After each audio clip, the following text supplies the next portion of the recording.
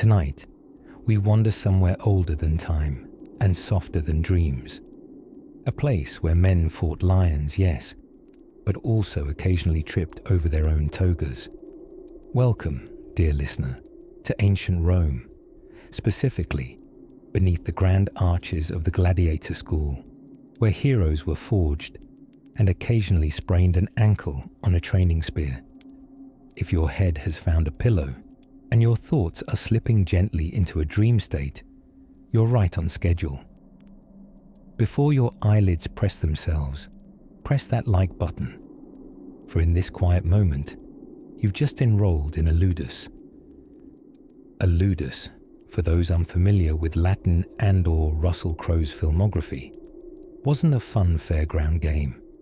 It was a gladiator school, albeit one with fewer snacks and slightly more danger from large cats.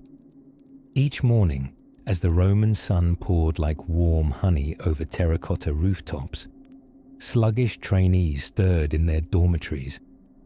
Wooden bunks and straw mattresses, the usual spa experience for the violently employed. Now, you may be picturing these fighters as shredded titans of pure muscle, glistening like over-oiled marble statues. And while some of them were indeed peak human form, others looked more like your cousin Gerald, who bought one dumbbell and never used it. Gladiators came in all shapes and sizes, and oddly enough, being slightly pudgy was considered an advantage. More padding, you see, meant more cushioning when someone tried to impale you. Upon waking, usually to the guttural shouts of a loud doctoriza, the head trainer, whose voice had the same soothing effect as crumpling bronze, our sleepy warriors began their day. There was no espresso, no croissant. Breakfast in the ludus was a rustic affair, a porridge of barley and beans, sometimes sweetened with a dab of honey if the cook was feeling cheeky. It was not a meal of kings, but it was entirely adequate for anyone expecting to be hit with a wooden sword for the next 6 hours. This porridge, by the way, was famous. Roman physicians wrote about the gladiator diet, noting its heavy reliance on grains and legumes. They even called gladiators hordeari, barley men, which, if nothing else, sounds like a quaint medieval indie band. And now, performing live at the Forum, the barley men. Bellies full of beans and bravery, the gladiators dressed in their humble tunics, often laced at the sides and stained with the gentle accents of yesterday's sweat. Footwear consisted of sturdy sandals with thick leather soles, an important feature, given the likelihood of stepping on someone else's dented helmet, or, worse, an unwashed sock.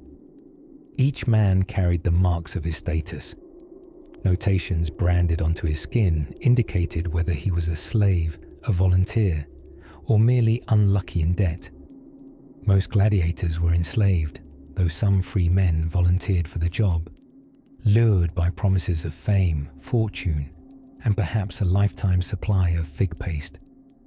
Training commenced in the open courtyard, known as the palestra, where sleepy plumes of dust danced in sunbeams and the clink of practice weapons echoed like ancient alarm clocks. But more on training later.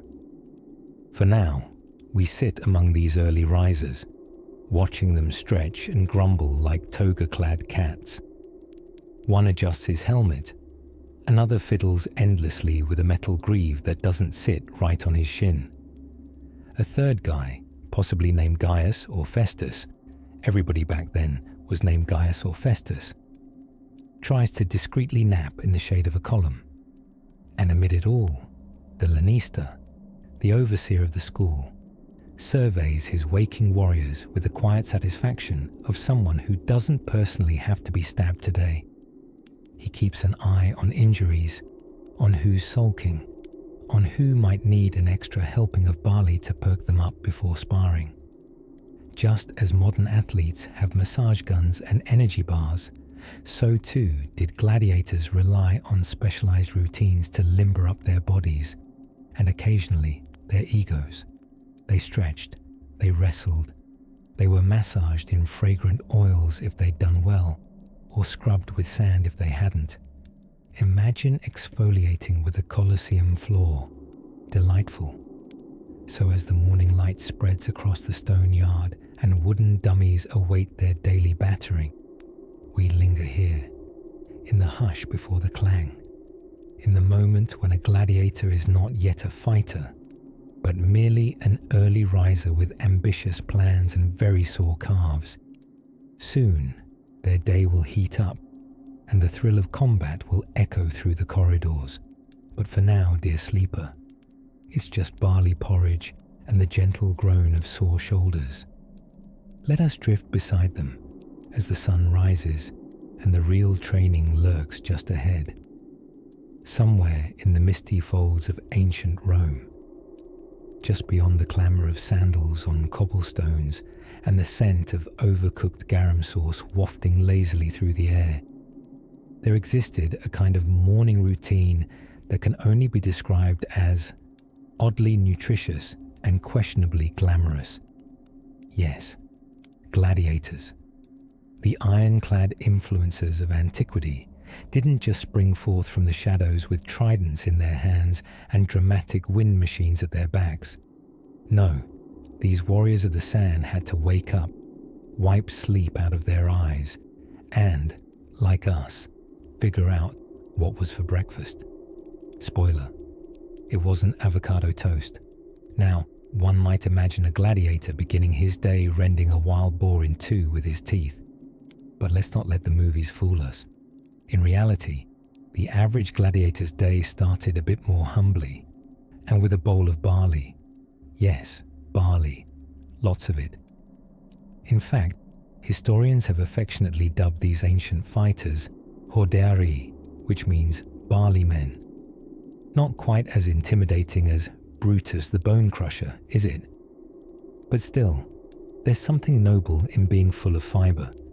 You see, gladiators consumed a diet high in complex carbohydrates to maximize energy and endurance.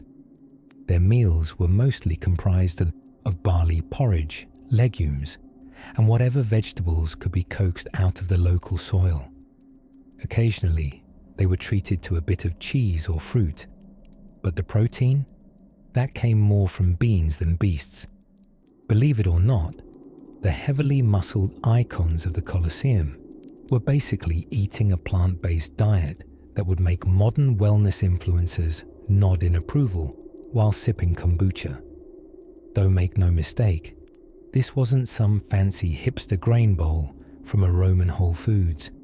The porridge was typically unseasoned and about as thrilling as wallpaper paste, but hearty enough to fuel hours of training with weapons, weights, and the burning desire not to be stabbed. And what about drinks? Well, water was the standard. Wine was sometimes diluted with water for hydration, and every so often, the gladiators would drink a curious sort of supplement made from vinegar and ash. Yes, ash. From burned bones. Now, before you start picturing gladiators standing around sipping earthy bone ash lattes like protein shakes, let's clarify. This wasn't a treat. It was more of a calcium-rich post-workout recovery drink. Think of it as the ancient Roman answer to muscle milk, only grittier, smokier, and significantly less palatable. The idea was to promote bone strength and healing, especially important when your hobby, or more accurately, tomorrow's obligation, involved blunt force trauma to the femur area. So they'd simply take ground up charred animal bones, stir it into vinegar, and knock it back like brave and slightly nauseated champions. But here's where it gets cozy, strange, and strangely cozy again. While their diets were simple, their lives were scheduled. Gladiators lived in ludici, special gladiator schools where every hour was accounted for. They were fed, housed, clothed, and trained under the watchful eye of a lanista, who was half coach, half manager, and perhaps 1/5 parole officer.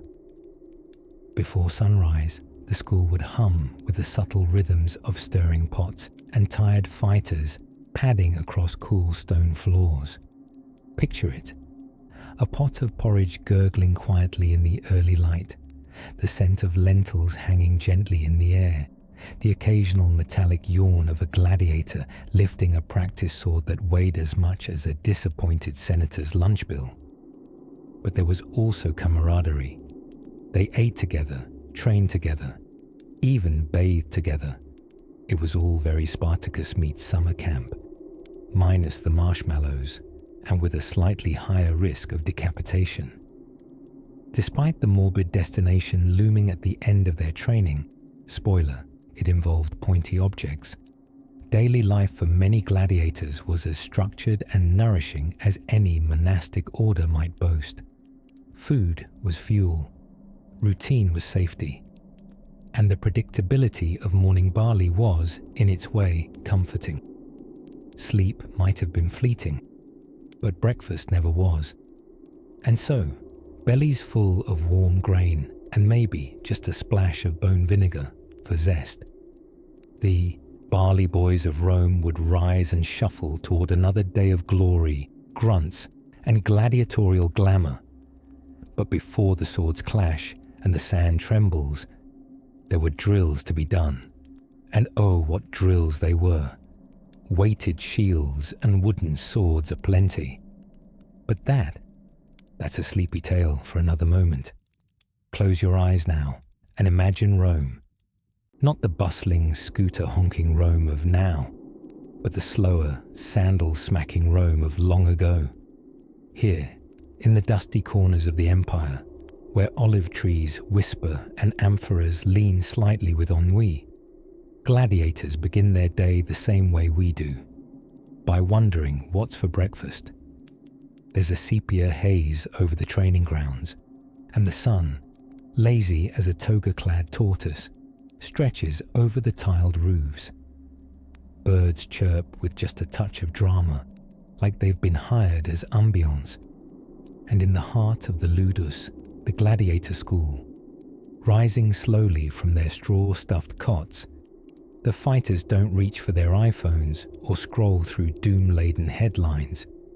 Instead, they lumber toward the mess hall, eyeing the day's fare. Beans, barley, and the occasional fig. Yes, welcome to the Gladiator Gourmet. Let's start with a myth smasher. Gladiators were not, in fact, all muscle-rippling beefcakes gnawing on raw meat and proteinized egos. Sorry, Hollywood. Instead, most of them were, quite literally, on the ancient equivalent of a vegan diet. They were even referred to, by Pliny the Elder no less, as horderii, or barley men. That's right. The blood-soaked stars of the Colosseum were human oatmeal.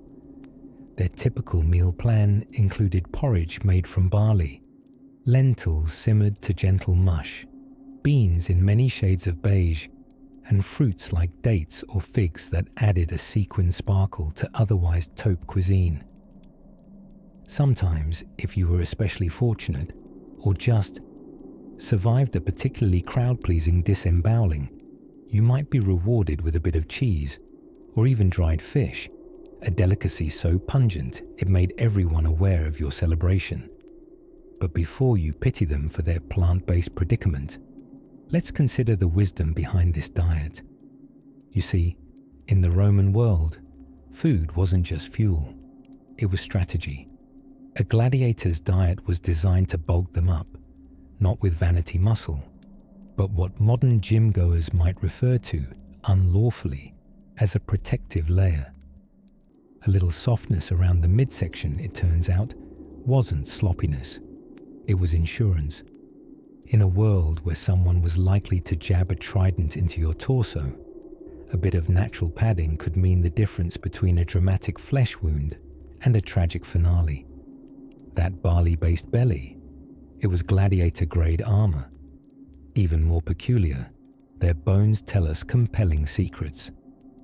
In 1993, archaeologists digging in Ephesus, in modern-day Turkey, unearthed a gladiator cemetery. From the bones, scientists discovered that these men had astonishingly high levels of strontium, a chemical element absorbed through a plant-heavy diet. Their skeletons were dense, strong, and almost suspiciously vegan. It would have baffled every meat lover in modern gyms.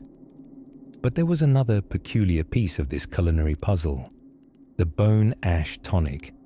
Yes, we did say bone ash tonic.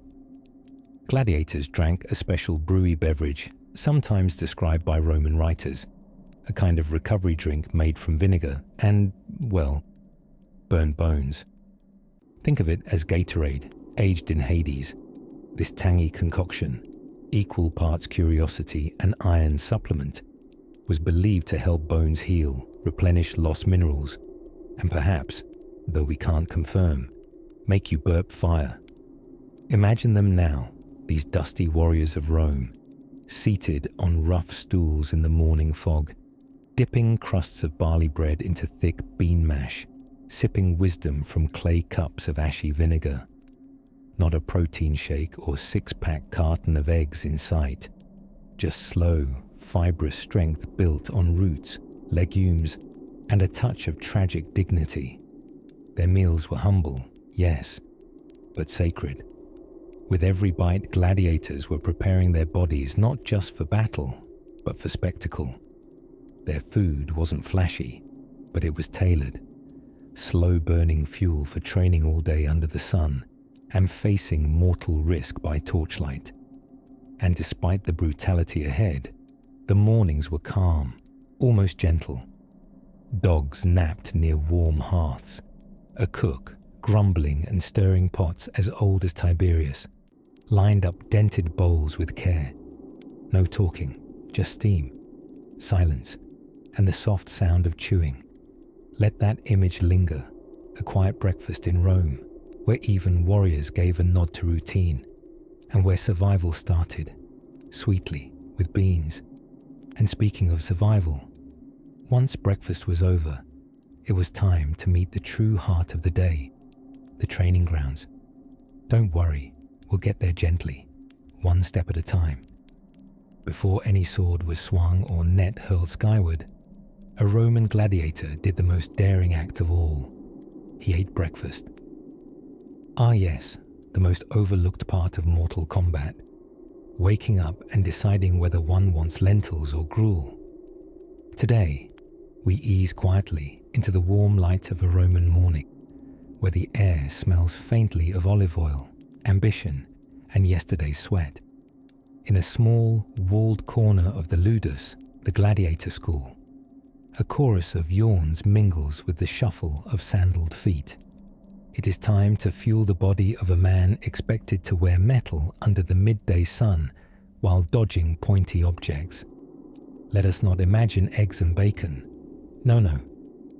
The Roman gladiators' breakfast was traced more to good digestion than good taste.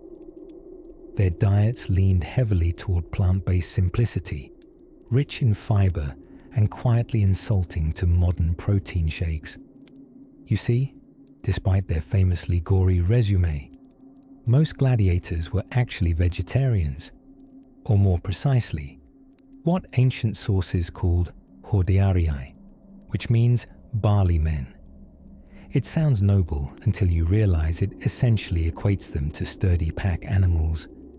Each morning bowl was filled with barley porridge, sprinkled modestly with beans, lentils, or sometimes a spoonful of ashes. Yes, ashes.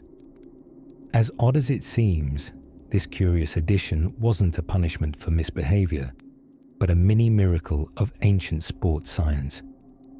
The ashes, typically of charred plants or bones, served as a calcium supplement, a sort of crunchy ancient Gatorade. Gladiators needed strong bones after all. There's nothing worse than blocking a trident and chipping a rib. The porridge was thick, comforting, and undeniably bland, but it filled the belly and sat well beneath heavy armor. And critically, it didn't make one sluggish during a duel, which, in a job where sluggishness leads to javelinals, was ideal. Some gladiators were treated to figs or olives, Little luxuries that reminded them the empire was big, wide, and full of things they might enjoy more if they weren't sword fighting all the time. And water. Let us not forget water. Just clear, fresh water, poured from terracotta jugs into hands or wooden bowls. Fancy Roman wine was for senators and bedtime scandals. Fighters drank what would keep them upright, not what would make them poetic. But food was only part of the gladiator's morning. Digestion, you see, paired well with mild anxiety.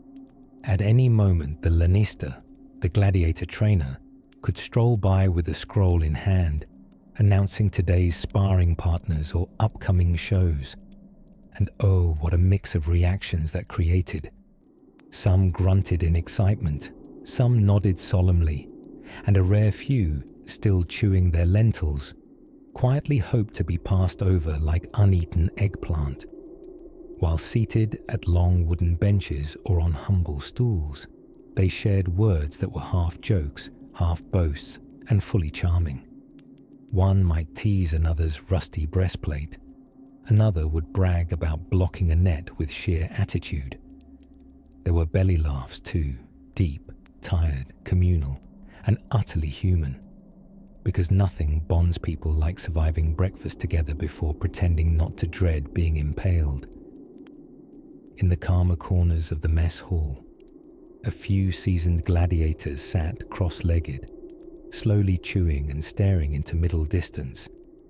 The 1,000-yard stare of men who have seen many morning bowls and many evening crowds.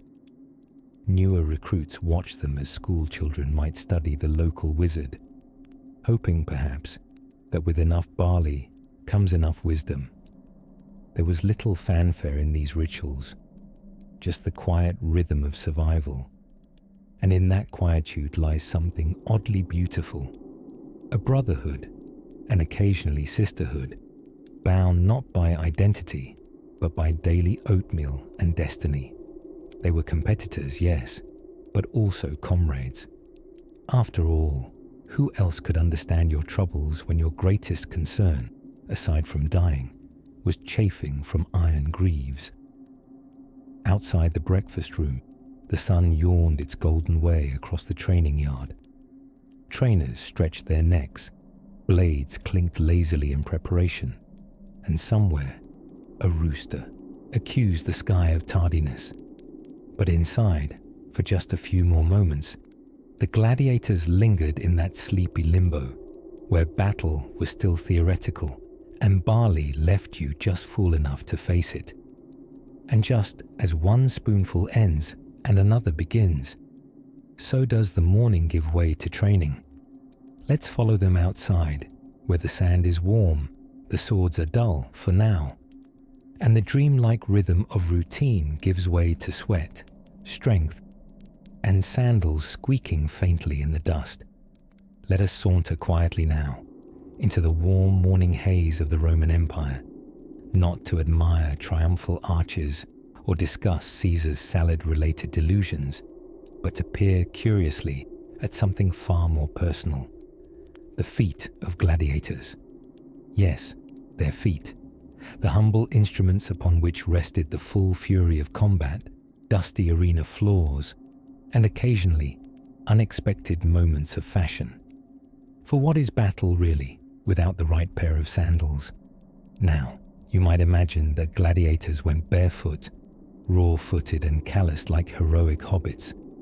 But no, these warriors were practical men, and injuries to the feet were simply not on the docket. This brings us to their battle-friendly footwear, the caligae. These were not strappy lace-ups for the style-inclined aristocrats strolling down to the Senate. No, caligae were airy, open-toed leather sandals with thick, hobnailed soles. Iron studs hammered into the bottom for grip, psychological intimidation, and possibly to startle particularly stylish spectators. Think orthopedic warfare tap shoes. They weren't always elegant, especially once sweat, sand, and possibly someone else's spleen entered the mix. But they served their purpose: support, traction, and silence. They didn't squeak in the arena like new gym shoes. But wait. Here's the bit where your eyebrows might consider raising. Were they not already softened by the blanket of sleep contentedly wrapping around your brain? Some gladiators wore socks. Pause if you must, to let that sink in. Yes, socks, or something oddly close to them. Archaeologists have discovered remnants of woolen footgear in Roman sites, specifically in colder climates like Britannia, where the sun appeared only by accident and toes rebelled against numbness. These weren't our modern fuzzy socks festooned with seasonal snowmen, though one hopes someone tried it. These were crude but effective. Woolen wraps, possibly stitched into something resembling a split-toe design, like if a mitten and a pajama dugout had a footed baby.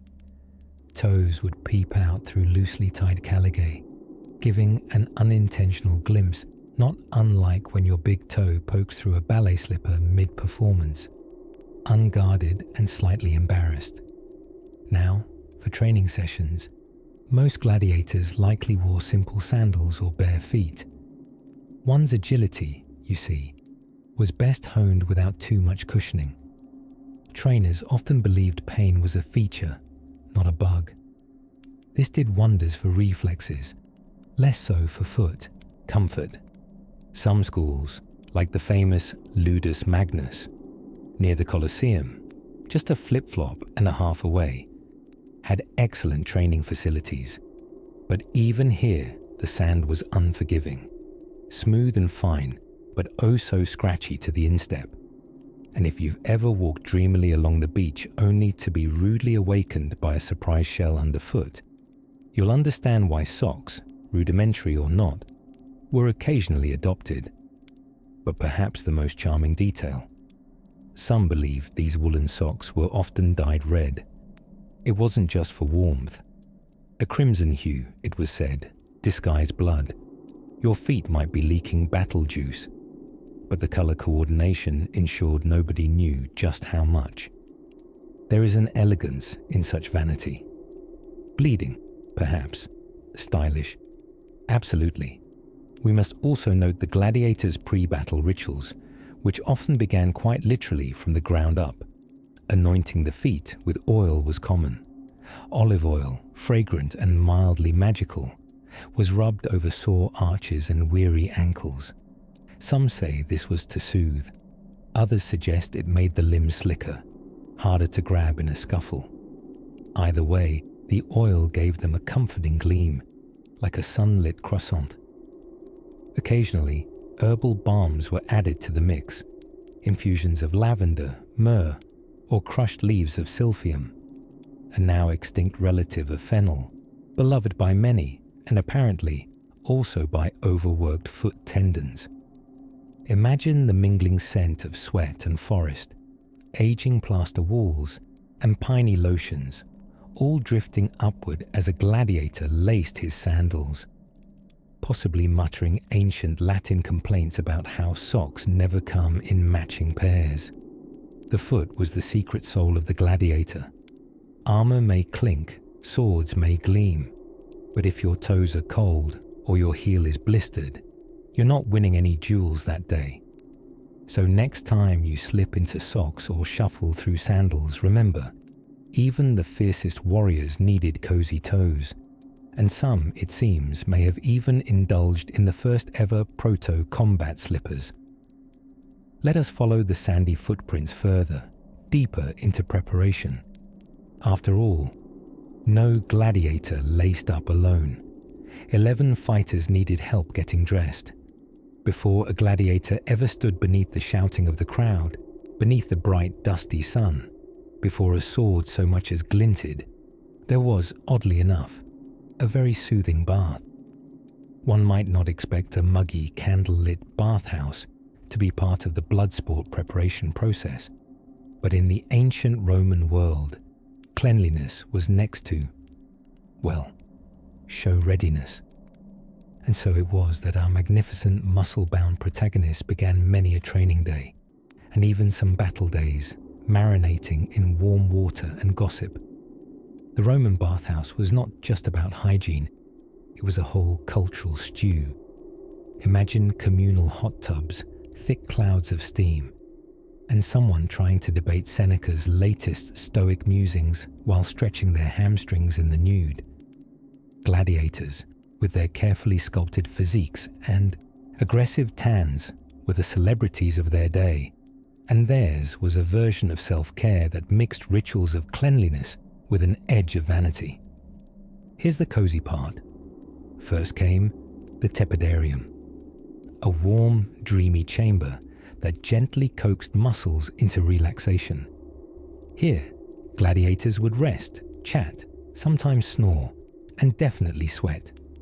Think of it as a Roman spa day, minus the eucalyptus, and plus a lot of men named Gaius. After stewing in the warmth, they'd move to the caldarium, the hot room. This was essentially the power sauna. Steam hissed, water dripped from domed ceilings, and gladiators leaned back onto marble benches as if preparing for a mighty nap. But instead of dozing off, they were rubbed down with olive oil. A lot of olive oil. No soap, you ask? Oh no, the Romans liked their cleaning slick. The oil was applied generously, massaged into the skin with care and possibly some minor disapproval about your recent arena performance. Then, once thoroughly basted, one would call upon the services of a strigil, a curved bronze tool, elegantly designed to scrape the oil, sweat, and chalky grime off your body in silky ribbons of almost cleanliness. While this might sound like a greasy process for a person about to carve someone else with a trident, remember, we're talking pre-modern grooming. Olive oil was the exfoliator, conditioner, insect repellent of its day. And besides, being glistening in the arena wasn't just cosmetic, it helped in battle. A slippery gladiator was harder to grab, harder to stab, and if you squinted, looked rather heroic under the arena sun. There's something soothing in the thought of hulking men preparing for war with moisturizing rituals. But self-care didn't end with scrapes and rubs. After the cleaning, there'd be a rinse, cold, bracing, the kind that makes your teeth shout at you, and finally, a rub down with a clean cloth and more oil. Think of it as the Roman way of saying, you're shiny and important now. But let us not forget the vital, almost whimsical role of sand. Yes, sand. After the bath, after the oil, many gladiators would roll themselves in fine, soft arena sand. This wasn't desert grit.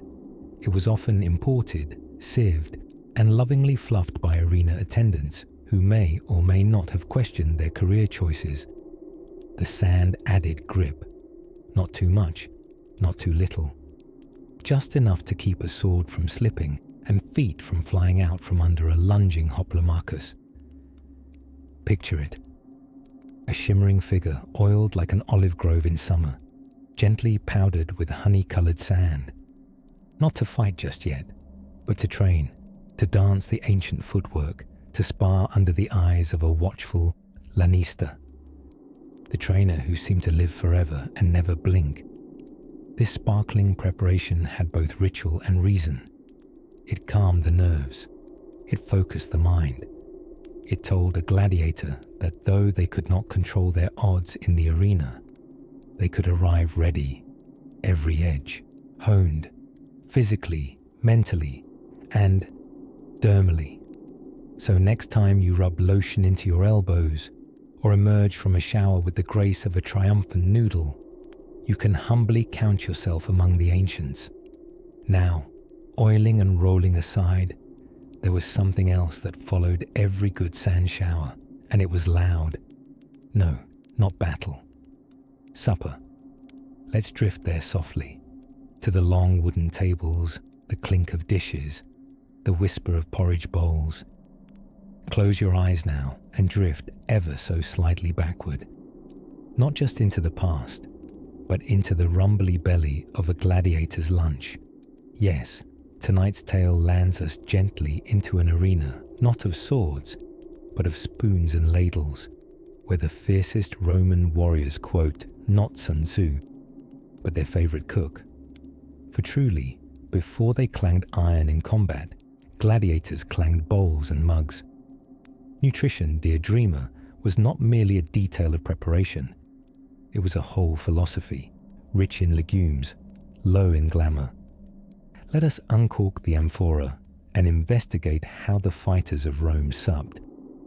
To start, we must debunk one of history's tastiest myths.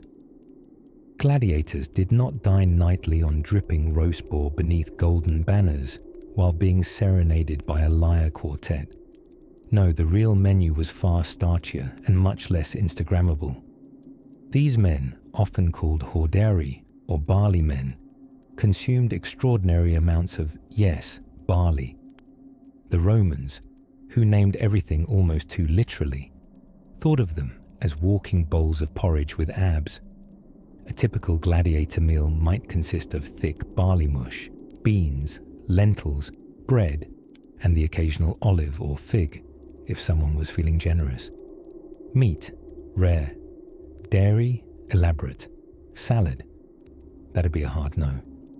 Their diet leaned entirely toward bulk, designed to pack flesh onto the bones in a slow, farty fashion. Because in the arena, you didn't want to be nimble, you wanted to be durable.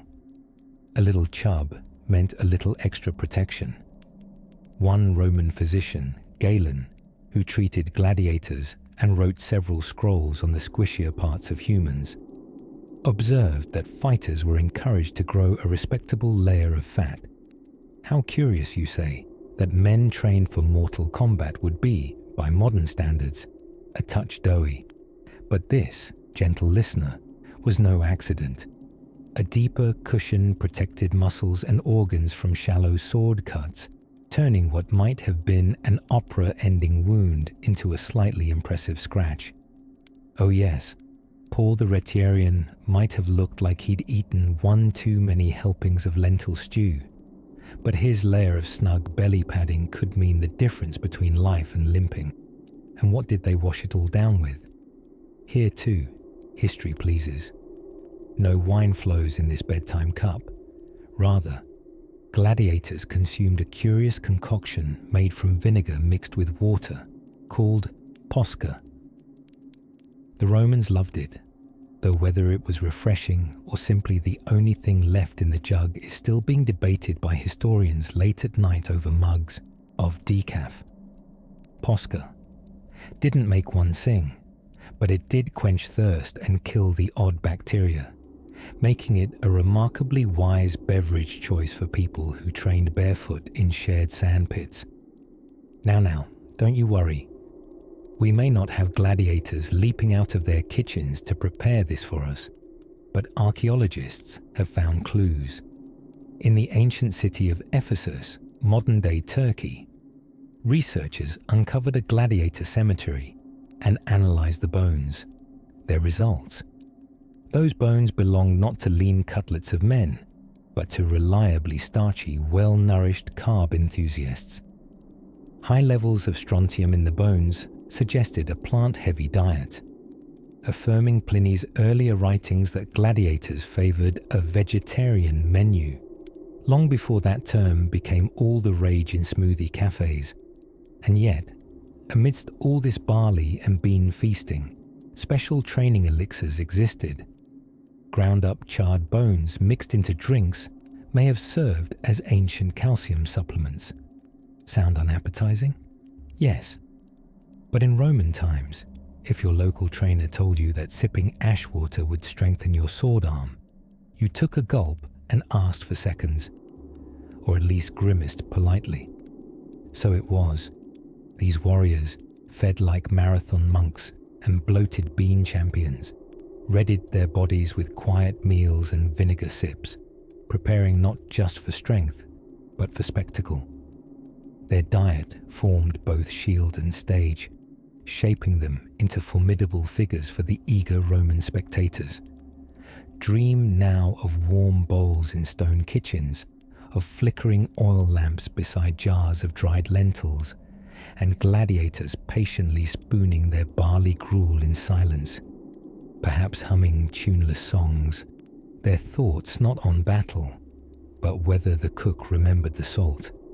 And as we turn softly toward our next tale, let us leave the table and follow the faint clink of wooden practice swords, where our well-fed warriors train not with triumph, but with rhythm, earned from every bite of their surprisingly humble feast, before the roar of 1,000 sandal-wearing spectators, before the clamour of bronze and the flourish of triumphant trumpets, before the sweat and shouting and showmanship. There was breakfast. Yes, even the most hardened Roman gladiators, those sinewed symbols of blood and bravery, began their day not with heroic declarations or dramatic stretches, but with a modest bowl of barley porridge and perhaps a fig if they were feeling fancy. Let's pause there. Barley porridge. Not exactly thrilling, but undeniably fibrous.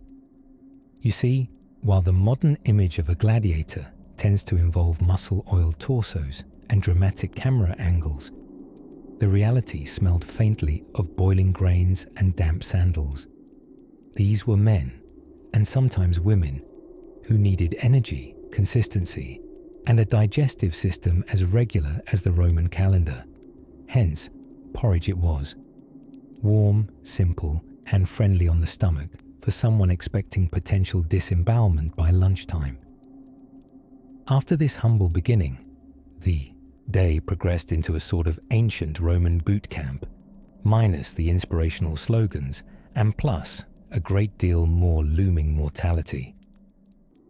The training grounds were called the ludus, which is Latin for game or school. But don't let that cheerful name deceive you. It bore all the joy of a soggy scroll. Under the unwavering gaze of the lanista, or trainer, think drill sergeant in leather sandals and with a more threatening moustache, gladiators went through a series of morning exercises.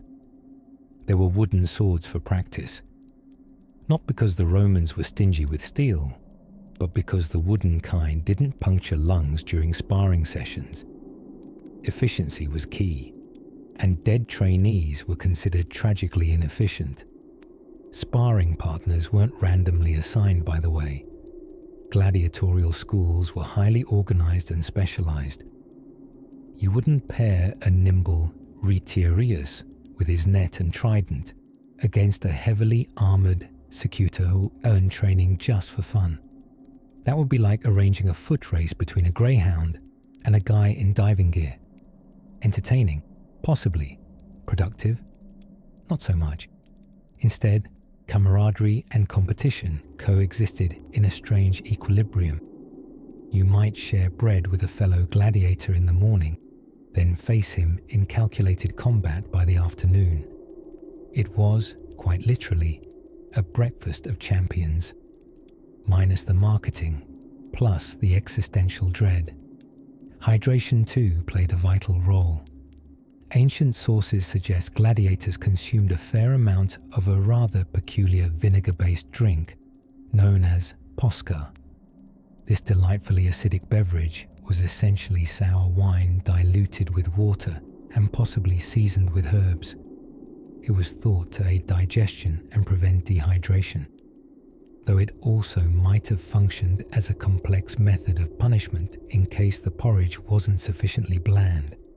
And yet, despite all this preparation, there was a strange gentleness in their routines. Picture morning in the ludus, sunlight sliding across sand-covered courtyards, the clatter of training weapons, the occasional sleepy yawn from a young recruit who still hadn't learned to fear the lanista's glare, the scent of olive oil mixing with leather and dust, the rhythmic chant of footwork drills echoing under tile-red roofs. Weapons were checked, honed to a dull training edge. Armor, sometimes real, sometimes practice versions, was adjusted with habitual ease, and those who were not sparring practiced footwork, balance, and theatrical gestures.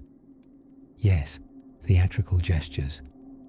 Because being a gladiator wasn't just about fighting, it was about performing, delivering spectacle with a sprinkle of drama. Something the Romans knew a great deal about. One might rehearse a dramatic pause before delivering the final blow, or how best to toss aside a net to thunderous applause. A good gladiator didn't just defeat an opponent, he did so while looking fabulous and possibly holding a pose afterward. Even grooming had its place. Beards were trimmed, bodies bathed. No one wanted to be the gladiator with questionable hygiene in the arena spotlight. The Romans took cleanliness seriously. There were public baths for a reason, and being grungy was only fashionable if you were a barbarian. And so the morning wound on, a sequence of small rituals, blending discipline, repetition, and just enough vinegar to keep things interesting. As noon loomed, the atmosphere shifted. The Lannister's notes turned sharper, sparring became brisker. The awareness grew. Some among them would soon be called to the arena floor. But for now, in the golden hush of the still waking sun, amid the crunch of sandals and whispered prayers to Mars or Fortuna, the sand and forums were quiet. Just the calm before the Calicial storm. Next, we drift lightly toward the wardrobe of war, with feathers, iron, and oddly specific helmet designs. Because what's a duel to the death without a bit of flair? Let us drift now, deeper into the heart of the ludus, the Roman gladiator training school, where sweat shimmered in the sun, and the scent of porridge mingled with the faint tang of ambition. It is morning, or at least the suggestion of one, the kind of Roman morning where the sun hasn't quite committed to rising, and the birds chirp like they're debating whether it's worth the effort. In the pale haze of dawn, the gladiators begin their day not with a battle cry, but with breakfast. And oh, what a thrilling start to the day it was. A hearty bowl of pools, a thick gruel made mostly of barley, water, and hopes. You might think a group of men whose sole occupation involves duels to the near death would begin their mornings with boar meat and trumpet fanfare. But no. The gladiators' diet was surprisingly humble, more peasant than champion, and fairly vegetarian. Modern historians, bless their tireless carbon-dating hearts, have nicknamed them the Barley Boys. You see, gladiators needed mass, a bit of body fat, not abs and protein shakes. Why? Well, for one, it offered protection. A layer of soft padding could prevent a superficial slash from becoming a starring role in a memorial mural. Also, the extra fat made their veins less visible. This is helpful if you're trying to keep your own blood on the inside. Thank you very much. But back to the gruel. Picture them sitting cross-legged in the dusty courtyard, wooden bowls cradled in massive hands, steam curling into the cool air. There's Cassius over there, a burly Mumio with a nose that's clearly displeased someone in the past. He stirs his barley with a wooden spoon, with the delicacy of a man unsure if it's breakfast or cement mix. Nearby, Flavius, a nimble Thraex, has somehow procured a fig to accompany his porridge, likely snuck from a passing vendor or bribed from a sympathetic servant. He eats with the flair of a man who knows the real battle is over condiment access. Occasionally, the cook, an ex-legionary named Gnaeus, with a limp and a formidable ladle, waddles out to drop a second helping into a favoured bowl. His presence is not to be questioned. Those who annoy the cook quickly learn that their gruel turns inexplicably saltier the next morning. And what about hydration? Ah, yes. Gladiators drank water, and sometimes a mixture of vinegar and water called posca. Not particularly glamorous, but refreshing in a "this could strip the rust off a sword" kind of way. Posca was shared with the legions too, all part of the state-sponsored gourmet experience. Once breakfast was devoured, conversations turned sleepily to training, or last night's dreams, or perhaps the bizarre behavior of the cook's cat. One of the perks of training in Rome was the chance to be poetic while digesting breakfast. Imagine a man built like a marble column, quoting Seneca between spoonfuls. "Fat is armor," Decimus once said, patting his belly like a loyal warhorse. "It buys you a second chance." Warm, solid, unassuming, everything a gladiator's breakfast was meant to be. And though the porridge may have lacked excitement, it fueled feats as fierce as any myth. For from that steaming sludge, muscles were molded, and energy was stored like lightning in barley-shaped clouds. Indeed, archaeologists found that gladiators often consumed larger quantities of calcium than the average Roman, likely thanks to a curious concoction known as gladiator ash tonic. Charred bones or ash were mixed into drinks to fortify the skeleton. Yes, they drank bone dust smoothies, probably not endorsed by modern baristas, but strong bones meant better dodging and more impressive somersaults.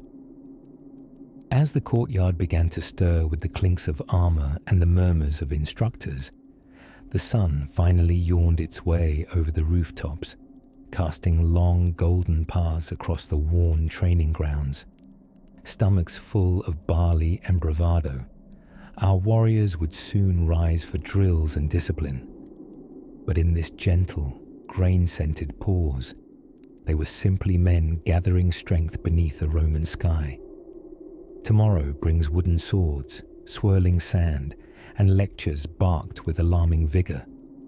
But for now, the porridge has cooled. The bowls lie empty, and all breathe a bit slower, bracing for the rhythm of battle to begin its daily dance. Sleep now, with the gentle burble of ancient gruel bubbling somewhere in the very distant past. And when the sun climbs a little higher, we will step into the next phase of the day, where even wooden swords sting and sandals squeak with purpose. Somewhere beneath the roar of the Colosseum crowds and the clink of bronze swords against battered shields lies a far quieter tale, and one that might surprise your rumbling stomach. Tonight, we turn to the long tables of the ludus, where Roman gladiators dined not like carnivorous warriors of legend, but rather like philosophical vegetarians with surprisingly efficient intestines. Yes, little dreamer, it's time to talk about food. Not Caesar's extravagant multi-course banquets, complete with peacock tongues and flamingo tongues, and probably tongues with tongues. No, we're heading to the humbler end of the Roman culinary spectrum, where muscle met mung beans, and champions of the arena fueled themselves with something closer to oatmeal than ostrich. Forget the meat-heavy monstrosities of modern warrior diets. Gladiators, particularly in the early and mid-empires, were known, quite sweetly, as hordeari, or barley men. Like enthusiastic breakfast mascots, they gobbled down a grain-rich diet that would make your favorite oat-based cereal blush. Grain was the foundation. Not because of some ancient Roman understanding of slow metabolizing carbs or a love for Whole30 meal plans, but because it was cheap. Barley, wheat, and sometimes emmer, an ancient grain so rustic it practically writes poetry, were ground into porridge, baked into rough loaves, or kneaded into a kind of chewy ancient pasta that could double, if needed, as roof insulation.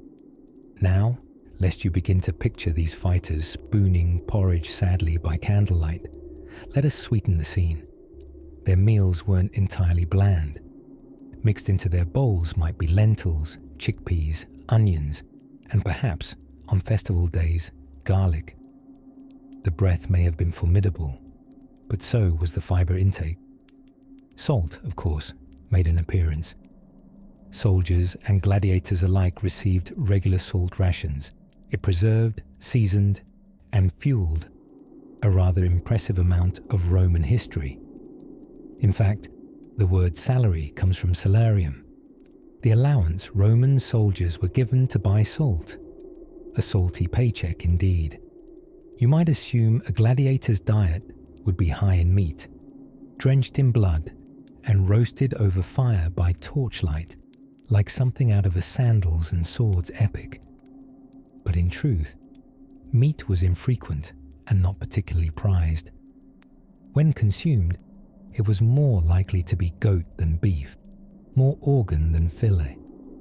The occasional piece may have arrived at training camps, but more often gladiators chewed on legumes, not lamb. But wait, how did these oat-fueled men become so muscular, you ask, from the comfort of your pillow? Ah, a thoughtful question. The answer lies partly in the sheer volume of food. Gladiators were purposefully fed hearty meals and even gained a bit of healthy fat, not chiseled bulk, for good reason. That slight cushion served a rather clever function on the battlefield. It protected internal organs without sacrificing movement. Flesh wounds may have looked dramatic on stage, but death was bad for business.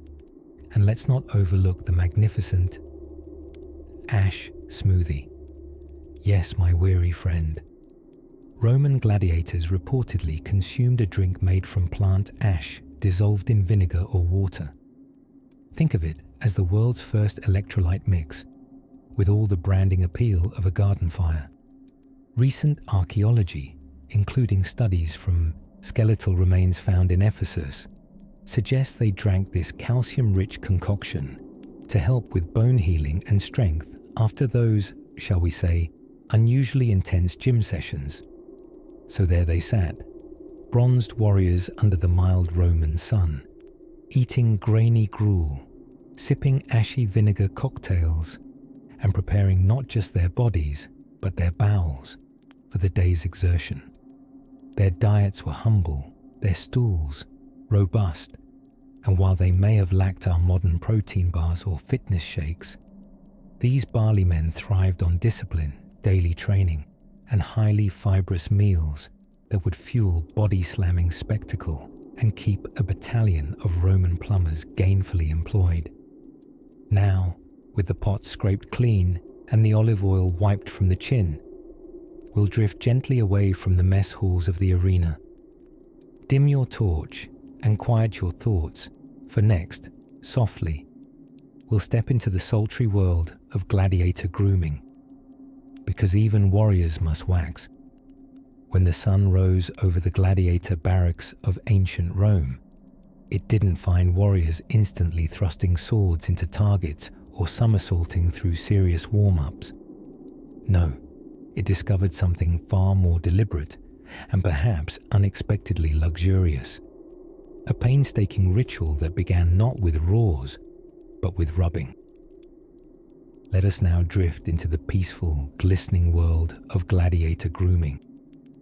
Before the clash of swords and the shout of the crowd, gladiators prepared their bodies with a tender devotion that would make a spa owner weep with joy. Enter the star of our chapter, olive oil. You may know this lovable liquid as something that lives in your kitchen, where it helps salads feel important. But in ancient Rome, olive oil was the moisturizer, sunscreen, massage oil, and sort of soap, all rolled into one. Imagine a product so popular that Romans built an entire bathing culture around it, and then gave it to gladiators as part of their pre-fight routine. Each morning began with a head-to-toe oiling. Picture a group of muscle-bound fighters not thumping their chests, but calmly rubbing golden oil into their limbs with the serenity of sleepy cats. Trainers or fellow fighters helped each other reach the tricky spots, the backs, the shoulders, or that one certain spot behind the left elbow. olive oil didn't just make them glisten like living statues of Mars, it also protected their skin from dryness and the grit of sand during practice sessions. In dreams, perhaps the scent drifted like lazy sunlight, earthy, fresh, and faintly herbal, perfuming the courtyard with quiet readiness. Then came the sand, but not just any sand. This was carefully sifted arena sand, not something borrowed from a child's play pit. It was rubbed into the oiled skin like a natural exfoliant and a form of protection. Oiled sand skin became something of a temporary armor, a shield against abrasions, friction, and worse. Imagine being hugged by a freshly baked biscotti. That's about the texture we're talking. The sand also helped in grip, sword hilts, practice weapons, and even sweaty partners were easier to hold onto with hands that weren't entirely slippery from oil. So next time you're toasting bread, remember, crunchy on the outside, tender on the inside. That was the gladiator look. Of course, grooming extended beyond skin-deep concerns. Hair, though rarely done up in buns or braids, was kept trimmed enough to avoid giving opponents a convenient handle. Beards were selectively maintained or removed. Some gladiators shaved bare, others wore their beard like a badge of intimidation, a kind of fuzzy snarl stapled to the jaw. There's even evidence that a few gladiators, especially the popular ones, had personal stylists of sorts, slaves or assistants, who were responsible not just for cleaning gear, but ensuring that their fighter looked more hero than hedgehog. Fashion existed even in life or death situations. Apparently, blood matched well with just about everything. After oil, sand, and hair considerations came stretches. Oh, the stretches. They moved with slow, methodical grace. Downward bends, shoulder rotations, and lunges that would make a yoga instructor nod in approval. Their version of a warm-up looked less like chaotic training and more like a rehearsal for statue poses. Well-oiled and well-bent, they unwound the stiffness of rest and readied their bodies for combat, or at least another long day of pretending to die for practice. And beneath it all, a curious calm. You might expect adrenaline barking orders, or the metallic ring of sharpened steel echoing through courtyards. But gladiators lived with such regularity that even their preparations took on a rhythm both quiet and affirming, like brushing your teeth, if brushing your teeth prepared you for mortal glory. This wasn't just grooming, it was ritual, an ancient kind of mindfulness in motion. Gladiators didn't leap into warfare, they steeped in it slowly, like tea in warm water. And if by chance they caught a glimpse of themselves in a polished shield, perhaps they paused. Not in vanity, but in a quiet checking in. Yes, I'm ready today, or at the very least, I'm properly sanded. Now, with skin gleaming and muscles stretched, our gladiators are nearly prepared to meet the demands of the arena. But before the blood and the bravery, there's one more element to explore. The armor that kissed their skin like a second, shinier body. We'll ease into that, softly. For now, let's stay a moment longer in the scent of olive oil and the hush of early morning. A place where even warriors begin their day rubbing elbows, and everything else. As peculiar as it may sound, when one pictures a Roman gladiator, a burly, bronze-oiled man in a loincloth roaring toward death, you rarely imagine him delicately fluffing a pillow or stretching sleepily before crawling into bed. And yet, nightfall in the gladiators' quarters brought more than sharpening of swords and whispered oaths. It also brought one of the most critical and curiously overlooked aspects of gladiatorial training: sleep. Yes, dear listener, the fiercest fighters in the arena had a bedtime. And not just any bedtime. An enforced curfew with all the coziness of a military preschool. For beneath the blood and bravado, even Spartacus needed his beauty rest. Now, contrary to popular belief, and despite what many a thunderous Hollywood score would suggest, gladiators didn't sleep in iron cages with rats nipping at their toes while dreaming of doom. Most trained fighters resided in barracks known as ludi, run by lanistae, who were essentially gym coaches with more leather and fewer moral boundaries. These barracks weren't luxurious, but they were surprisingly organized. Gladiators slept side by side in modest wooden bunks, often grouped by training tier and fighting style, like ancient bunk beds for people with six-packs and a 50% weekly survival rate. Each fighter was allotted his own bedding, linen if he was lucky, and a heavy woolen blanket known to smell vaguely of goat's elbow.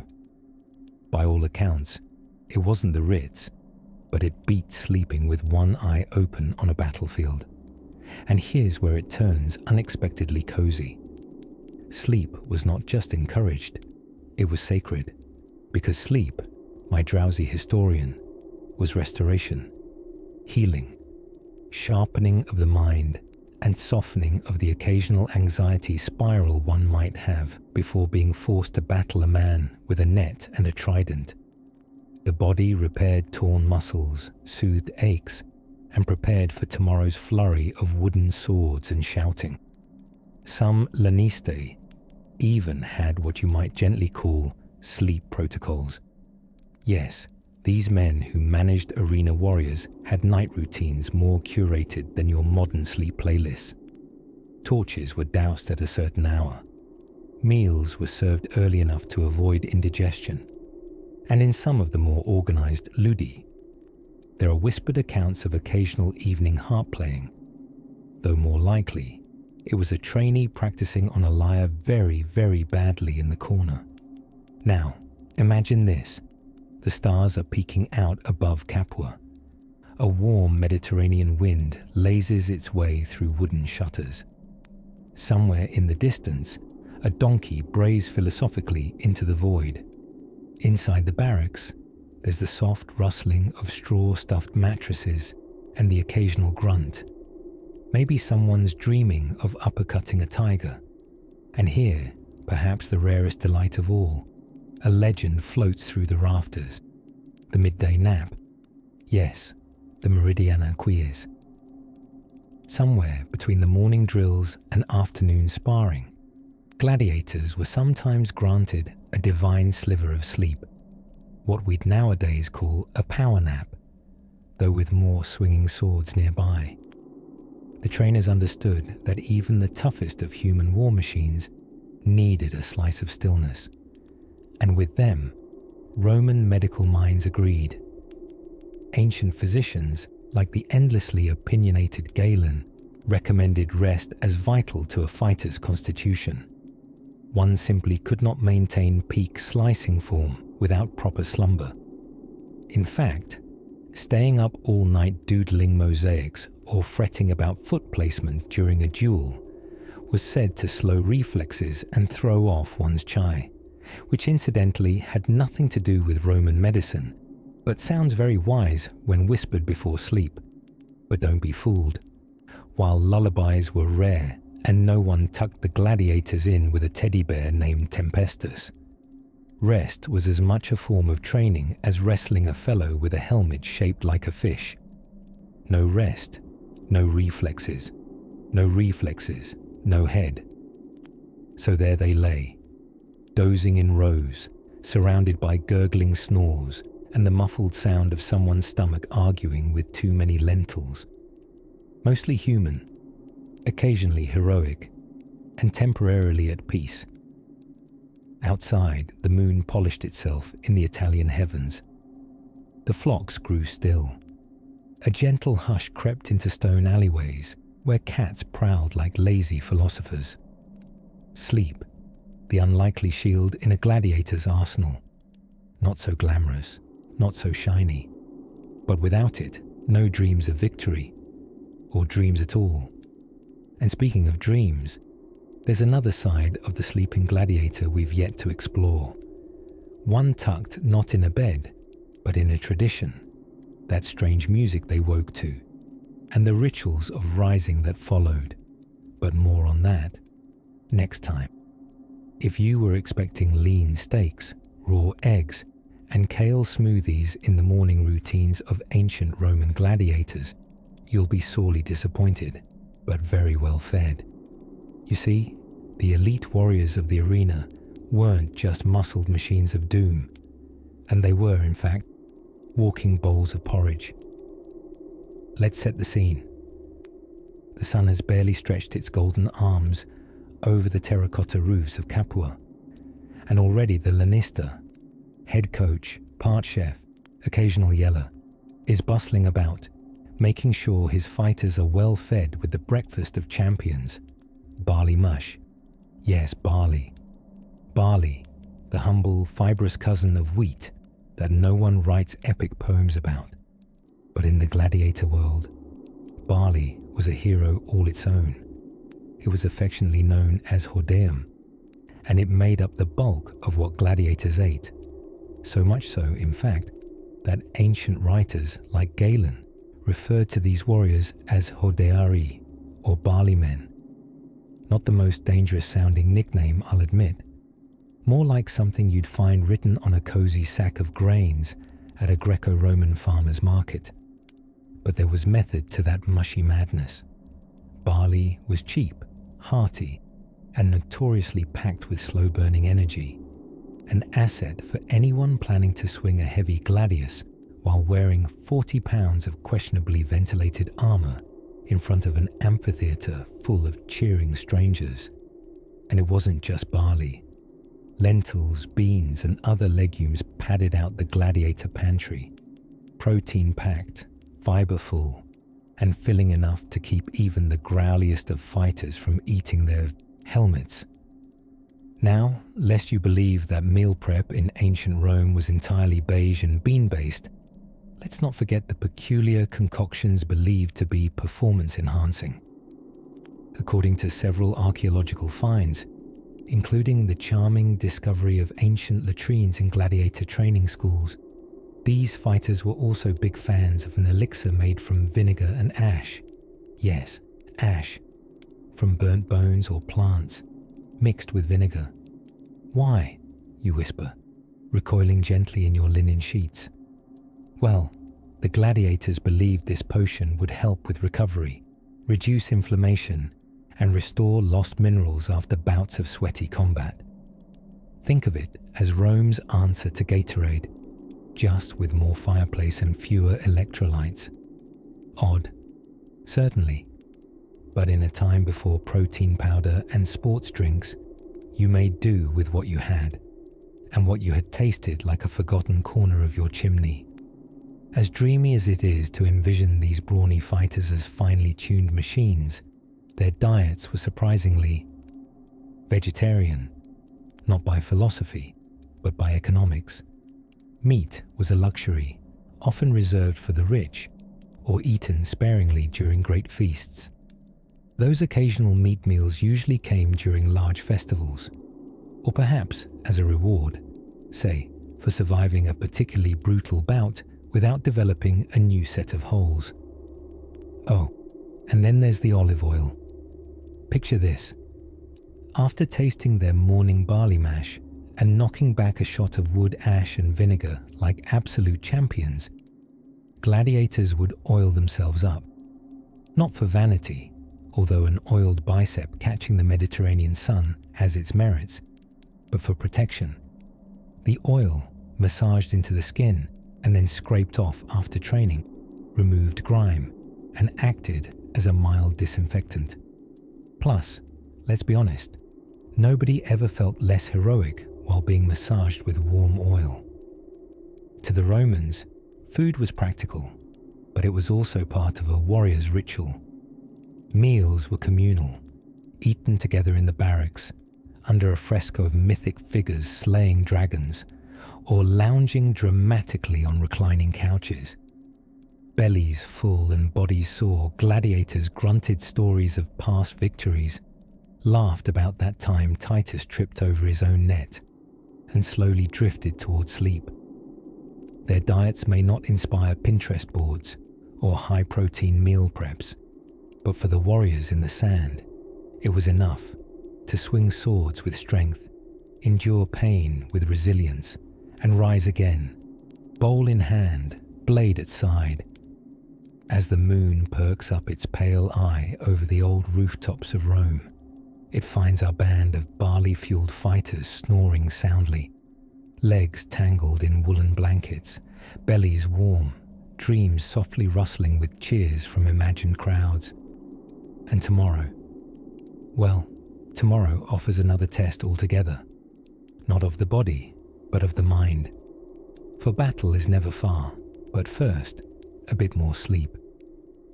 Let's tiptoe quietly into the kitchens of ancient gladiator schools, or, more accurately, into the open-air fire pits and smoky corners where the future stars of the arena learned that great biceps begin with gruel. Yes, my dreamy little historian, tonight we stir the pot, literally, and explore what Roman gladiators ate. Spoiler alert, it wasn't turkey legs and heroic feasts. No, the real menu might surprise you, possibly disappoint you, and then comfort you, like a warm bowl of barley after a long day of battle choreography. To the average Roman, food wasn't just sustenance, it was ritual, rank, and reputation. But for gladiators, food was fuel, seasoned with survival and purpose. These warrior athletes, sometimes called hordeari, meaning barley men, weren't exactly dining at Michelin-starred villas. Their fare was functional, filling, and famously fibrous. Despite public perceptions of fighters as muscle-bound carnivores, gladiators mostly followed a vegetarianish diet. Yes, you heard me. These men built biceps on barley. They gobbled grains like it was going out of fashion, spelt wheat and barley being the holy trinity of their culinary world. Lentils made frequent appearances, as did beans, peas, and the occasional beetroot, which gave everything a slightly pinkish hue and may or may not have made them glow mysteriously in torchlight. But don't think the Roman sword swingers were sipping almond milk lattes. There was no kale smoothie in sight. Their protein came mostly from plants and the rare slab of meat, usually thrown in as a treat or more likely served to higher-ranking trainers. Unless a gladiator was especially favored or victorious, he wasn't dining on lamb meatballs and grilled oysters. No, he was downing another bowl of thick, comforting porridge. Ah yes, that legendary gladiator gruel. This wasn't your dainty morning oatmeal. This was a meal plan disguised as beige mush. It looked like something that had already fought a battle in the pot before being served. But it was nutritionally rich and sleepy in its own way. Warm, slow, earthy. The culinary equivalent of a firm but loving hug. To complement this drumbeat of grains, gladiators would also consume a curious concoction made from ashes. Yes, ashes, specifically plant ashes mixed with vinegar. This calcium-rich sludge acted as a kind of ancient sports drink cum bone health booster. While modern athletes hydrate with electrolyte-loaded energy drinks, ancient Rome's version was essentially Gatorade, Hearthstone edition. And it worked. Archaeological excavations of gladiator burial sites, especially those in Ephesus, show denser bones than their civilian peers, as if those barley bowls and mineral broths were silently whispering, "Grow stronger, little gladiator. The crowd is waiting." Breakfast often began with a simple affair, perhaps bread dipped in wine, a handful of olives, or a bit of fruit. Dates were a favorite. Not romantic ones, though who knows. but the kind you can eat in 2 bites and chew thoughtfully while pondering combat techniques and whether your sandals will squeak in the arena tomorrow. Lunch and dinner were heartier, but again, not extravagant. Stews were popular. Think lentil forward, subtly seasoned, and surprisingly effective at keeping you full through a routine of shield-swinging lunges. If that sounds unglamorous, it was. And yet, there's a strange nobility in eating something brown and bubbling that also prevents injury and keeps your muscles humming like a lyre in Lydian mode. There was very little sugar involved. Honey may have made an appearance now and then, perhaps drizzled sparingly over dates or stirred into water on rest days. But most gladiators lived in a state of permanent complex carb loading. If you squint hard enough, you might see them as the earliest adherents to a very strict, very beige Mediterranean diet. And through it all, they were fed regularly. Gladiator schools, called ludi, took nutrition seriously. After all, soldiers might march on their stomachs, but gladiators fought with theirs. They had to be strong, not sluggish, vigorous, not overfed. Each meal was designed as one more wedge in the fortress of their training. So if you find yourself slipping into sleepiness right about now, you're just doing what any good gladiator in training would do after a big barley bowl and a long day of shadowboxing. And speaking of resting bones and steady hands, in our next gentle drift through Roman twilight, we'll step into the flickering world of combat rehearsals. Yes, even gladiators needed a little theatre before the real thing. For now, let the sounds of simmering stew lull you, and rest easy knowing that even the fiercest warriors once fell asleep full of lentils. Now, before you imagine that gladiators spent all their time bellowing in sandpits with swords and scowls, let's take a moment to gently glide into one of the lesser-known but wonderfully human parts of their daily rituals: self-care. Yes, dear dreamer, even brutish men trained to dramatically demolish one another in front of 50,000 spectators took time to moisturize. With olive oil, of course, and quite a bit of it. It began, as many good things in the ancient world did, with a strigil, a rather elegant little tool, slightly curved, often made of bronze or iron, that served as the ancient Roman version of a spa treatment. Gladiators, after training until their muscles sang arias of exhaustion, would lather their glistening frames in olive oil. Why? Well, for one, cleanliness. Soap wasn't standard yet. Oil was the answer. It helped remove grime, sweat, battle dust, and possibly the lingering scent of anxiety. Once slicked up like a salad destined for greatness, they'd use the strigil to scrape the oil off, along with sweat, sand, and dead skin cells, leaving behind muscles that not only looked magnificent, but smelled faintly of a good Mediterranean antipasto. But vanity was only the side dish. These oiling sessions served deeper purposes. Olive oil wasn't just emollient. It was balm, armor, and badge. It helped ward off infection from minor nicks, massage soreness from sinews, and gave gladiators that impressive sheen which the crowd found, let's say, theatrically nourishing. And speaking of crowds, the leftover gloop from these full-body squeegee rituals didn't simply vanish with the bathwater. Oh no. The Roman entrepreneurial spirit did not sleep. Once scraped into jars, used athlete oil, yes, complete with sweat and trace dirt, was sometimes sold at marketplaces as a kind of curative. Allegedly, it could heal anything from aching joints to male pattern boredom.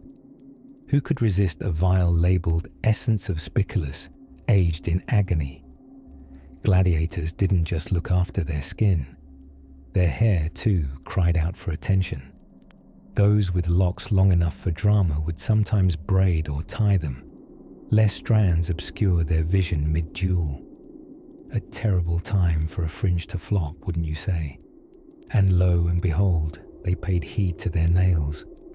A jagged fingernail could snag during close combat, and that, in turn, could make a man lose his sword, and then his foot, possibly followed by a head.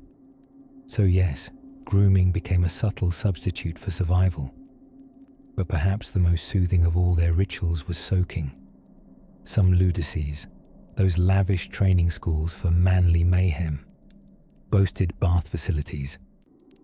After a day's worth of swinging heavy wooden weapons and dodging metaphorical future death, a hot soak in the caldarium, the Roman hot bath, awaited them. There, in steam rising like sleepy ghosts, gladiators would lean back, close their eyes, and for a fleeting hour, forget that tomorrow they might be fueling the crowd's cheers with a well-timed tumble, or worse. Some would chat softly, comparing bruises or recipes.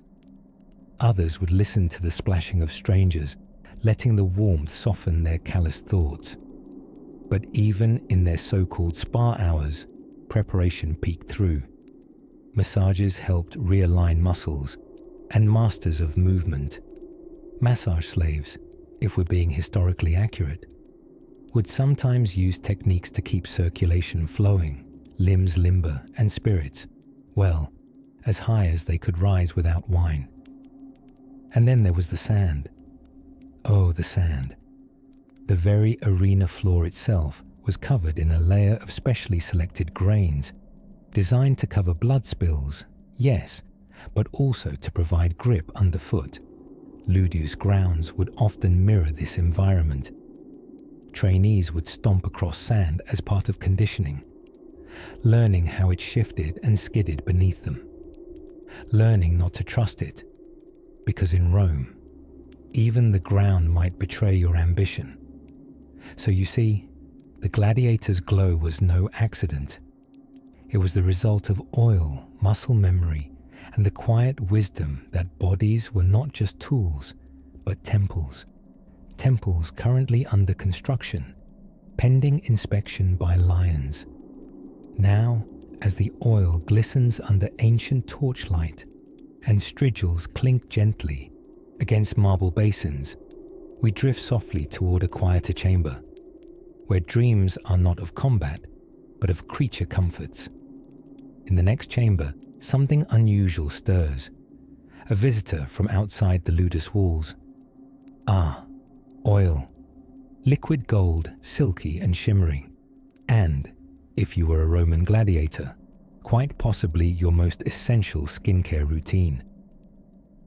As twilight fell upon the ancient world, the typical Roman citizen might prepare supper or argue about politics in the forum. But in the training quarters of the ludus, our dear muscle-bound gladiators were embarking upon a sacred ritual, the great oiling up. You see, contrary to modern myth, gladiators weren't forever smeared in blood and dirt. In fact, the average fighter was surprisingly glowy. Before stepping into the arena, or even a robust mock battle, they'd be rubbed down with olive oil, head to toe, like muscular salad ingredients. Why? Well, on the surface, quite literally, the oil gave their skin a radiant shine. But function followed form. The oil helped cleanse, moisturize, prevent armor rash, a very undocumented condition, and possibly, in the fighters' minds, protect them against the evil eye. Because if you're going to risk death by trident, you'd prefer not to be jinxed at the same time. After a good oiling session, the next step was the strigil. And if you've never heard of a strigil, don't worry. It's simply a curved metal scraper. Yes, that's right. The Romans would lovingly slather themselves in oil, only to scrape it off moments later. It's as if exfoliation and gymnastics had an oddly slippery baby. The strigil wasn't merely hygienic, it was something like a ritual, It scraped off dead skin, dust, and perhaps the day's bad decisions. But here's where it gets dreamily odd. The sloughed off oil glop, called gladiator's grime by modern scholars, and probably something more poetic in Latin, wasn't just discarded. It was collected, bottled, sold. That's right, dear listener. Rich Roman women eagerly bought jars of sweaty, scraped-off gladiator goo, believing it to have magical beautifying properties. I suppose there's a lesson in there somewhere. Perhaps that attraction occasionally outpaces reason, or simply that even in ancient Rome, someone was always trying to monetize skincare. Meanwhile, the gladiators themselves weren't doing this out of vanity. Well, not only. The oiling ritual was a treasured moment of both care and self-image. A shiny combatant not only looked heroic, but also made a slicker, harder target for blades and bare hands. In a world where life and death dance close, any advantage, however greasy, was welcome. Sometimes fellow gladiators helped each other.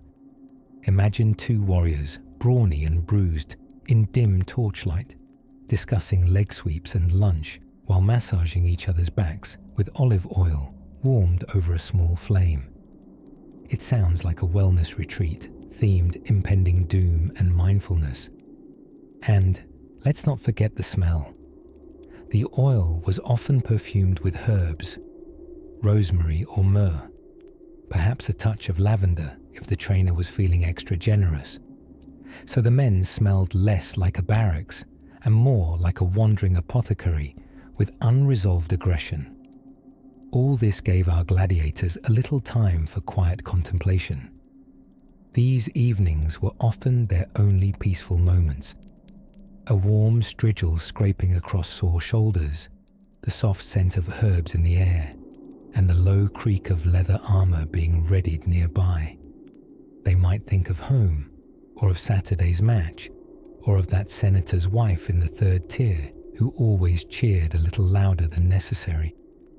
They were both feared and adored, athletes and entertainers, heroes and prisoners in equal measure. It was in these oil-slicked interludes that the gladiators were most human. More than their biceps or bravado, it was the discipline, the rituals, the camaraderie that defined them.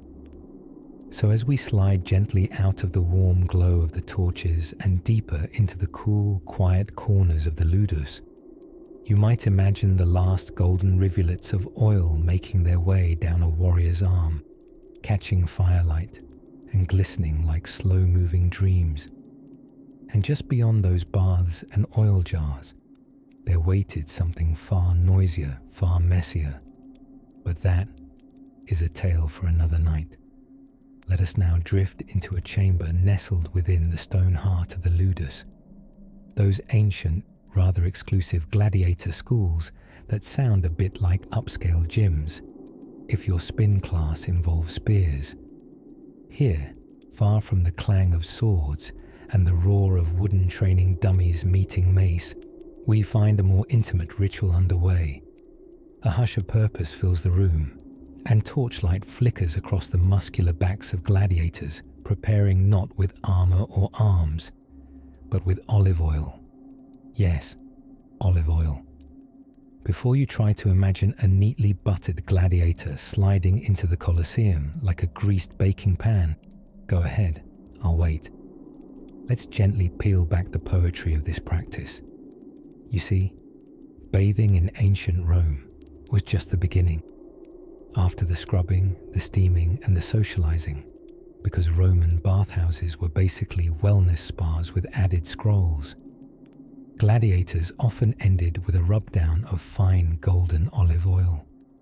This wasn't merely for shine, though yes, a well-oiled gladiator shimmered heroically in the Italian sun, practically glowing like a well-polished statue with excellent dental hygiene. But it wasn't vanity. The oil nourished the skin, protected against the sun, guarded cuts and scrapes from infection, and, most cleverly, helped make one's body slipperier in combat. After all, it's much harder to grab a well-moisturized opponent mid-sword fight. Whether or not the average barbarian had good grip strength under balmy conditions remains an unanswered mystery of antiquity. Now, let's meet Mesa, a fictional but gleefully illustrative Thracian type with biceps like bread loaves and a mind like tepid porridge. Mesa was famous, not for his fighting style, which could best be described as accidental contact, but for his obsession with oiling himself before battle. He believed, quite earnestly, that the more oil he used, the less likely his opponents were to make contact. His signature move, known colloquially as the human sardine, involved lunging, slipping, sliding, pirouetting unexpectedly, and puzzling everyone on the field, including himself. But beneath the humorous sheen of Mesa's gleaming body was something deeper: preparation. In the world of gladiators, the beauty of olive oil was not just its slick texture, but its symbolism. Application was slow, methodical. Each circle rubbed into the skin a silent mantra. It was a moment of stillness, massage, and mental steeling. Imagine, for a moment, the sound, the soft hush of palms against skin, the trickle of oil, the breath slow and even, dancers in a ritual of mortal readiness. And where did this oil come from? Olive oil, of course, was the liquid gold of the Mediterranean world. Pressed from plump green and purple fruit under the sun, its uses were endless. Food, medicine, fuel for lamps, perfume base, you name it. Olive oil was the ancient world's version of coconut oil, but without the smug marketing. Gladiator schools even partnered with local producers, and some oil merchants cheekily branded their bottles as used by Rome's finest. Some richer gladiators, those who had won many battles and a few coin purses, would even commission scented versions. Lavender was a favorite. If you're going to punch a helmet off a man's head after all, you might as well smell like dawn dew on a flowery meadow while doing it. And the tools. Oh, the strigil, that most wondrous of curved bronze scrapers. After the oil had been massaged in, then came the scraping, slow scrubs across the skin to remove dirt, sweat, and impurities softened by the oil's embrace, like exfoliation by a friendly antique scythe. Strigils were so cherished, some gladiators were buried with theirs, possibly in hopes that the afterlife also offered showers of grit and glory. But in the dim quiet of evening, just before the amphitheatre yawned open like a mouth of marble teeth, many gladiators stood still after their oiling, breathing, centering, feeling the weight of lives, the gleam of their own strange fame, and the haunting awareness that tomorrow may not come. A sheen of olive oil became a kind of armor, not the hard kind, but a liquid comfort, blending preparation with prayer. Tonight, let us remember the strange power of this ancient essence, not just as a condiment, but as a charm, a ritual, a shield of scent and softness on otherwise hardened lives. And as we leave the oil-lit chamber, gliding on from slippery footsteps to the final trim of armor and straps, we'll tiptoe gently into the quieter fears before the fight, in the hush of the gladiator's night. As the sun clung lazily to the western sky, dripping golden syrup over the tiled rooftops and dusty courtyards of Roman training schools, the gladiators of the ludus were far from idle. You might think they'd be limbering up with dramatic sword swings, or perhaps doing push-ups with a brooding stare. But not yet. Before steel could sing and sand could stain, there was a quieter, stranger ritual underfoot, the preparation of the body, and equally the flattering of fate. Let us begin, as all good tales of foot-based gear should, with the humble sandal. A gladiator's sandal was no mere decoration.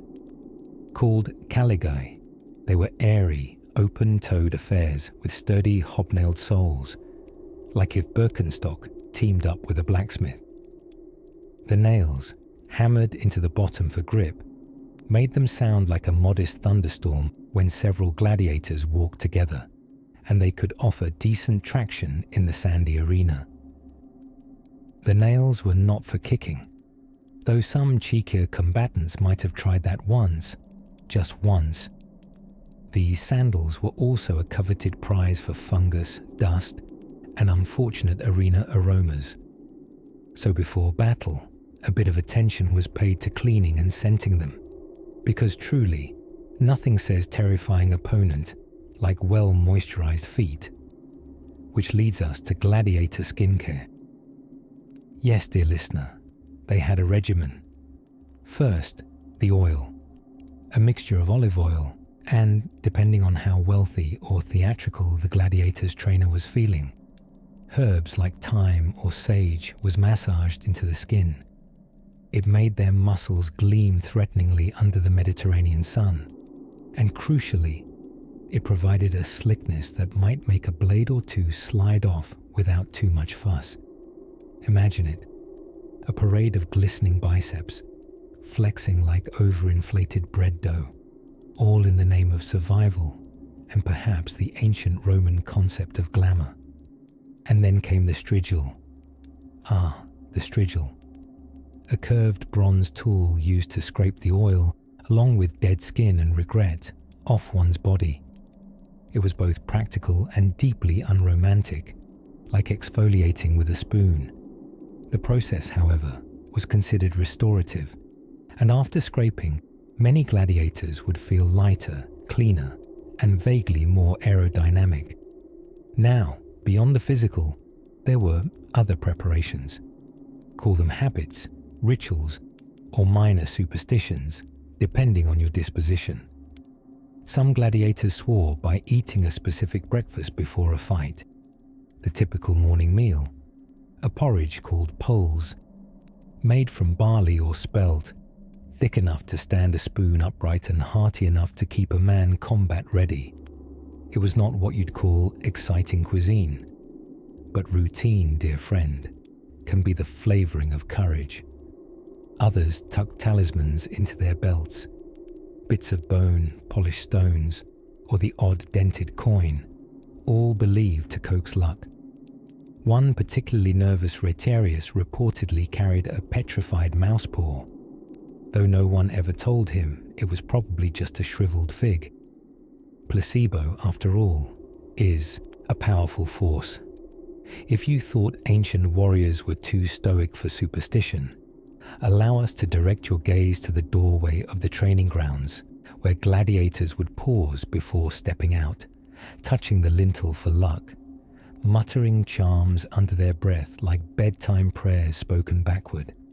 Some would spit to their left, others would whisper to their weapons, swords and tridents and nets, all gently coaxed with the murmur of names or battle promises.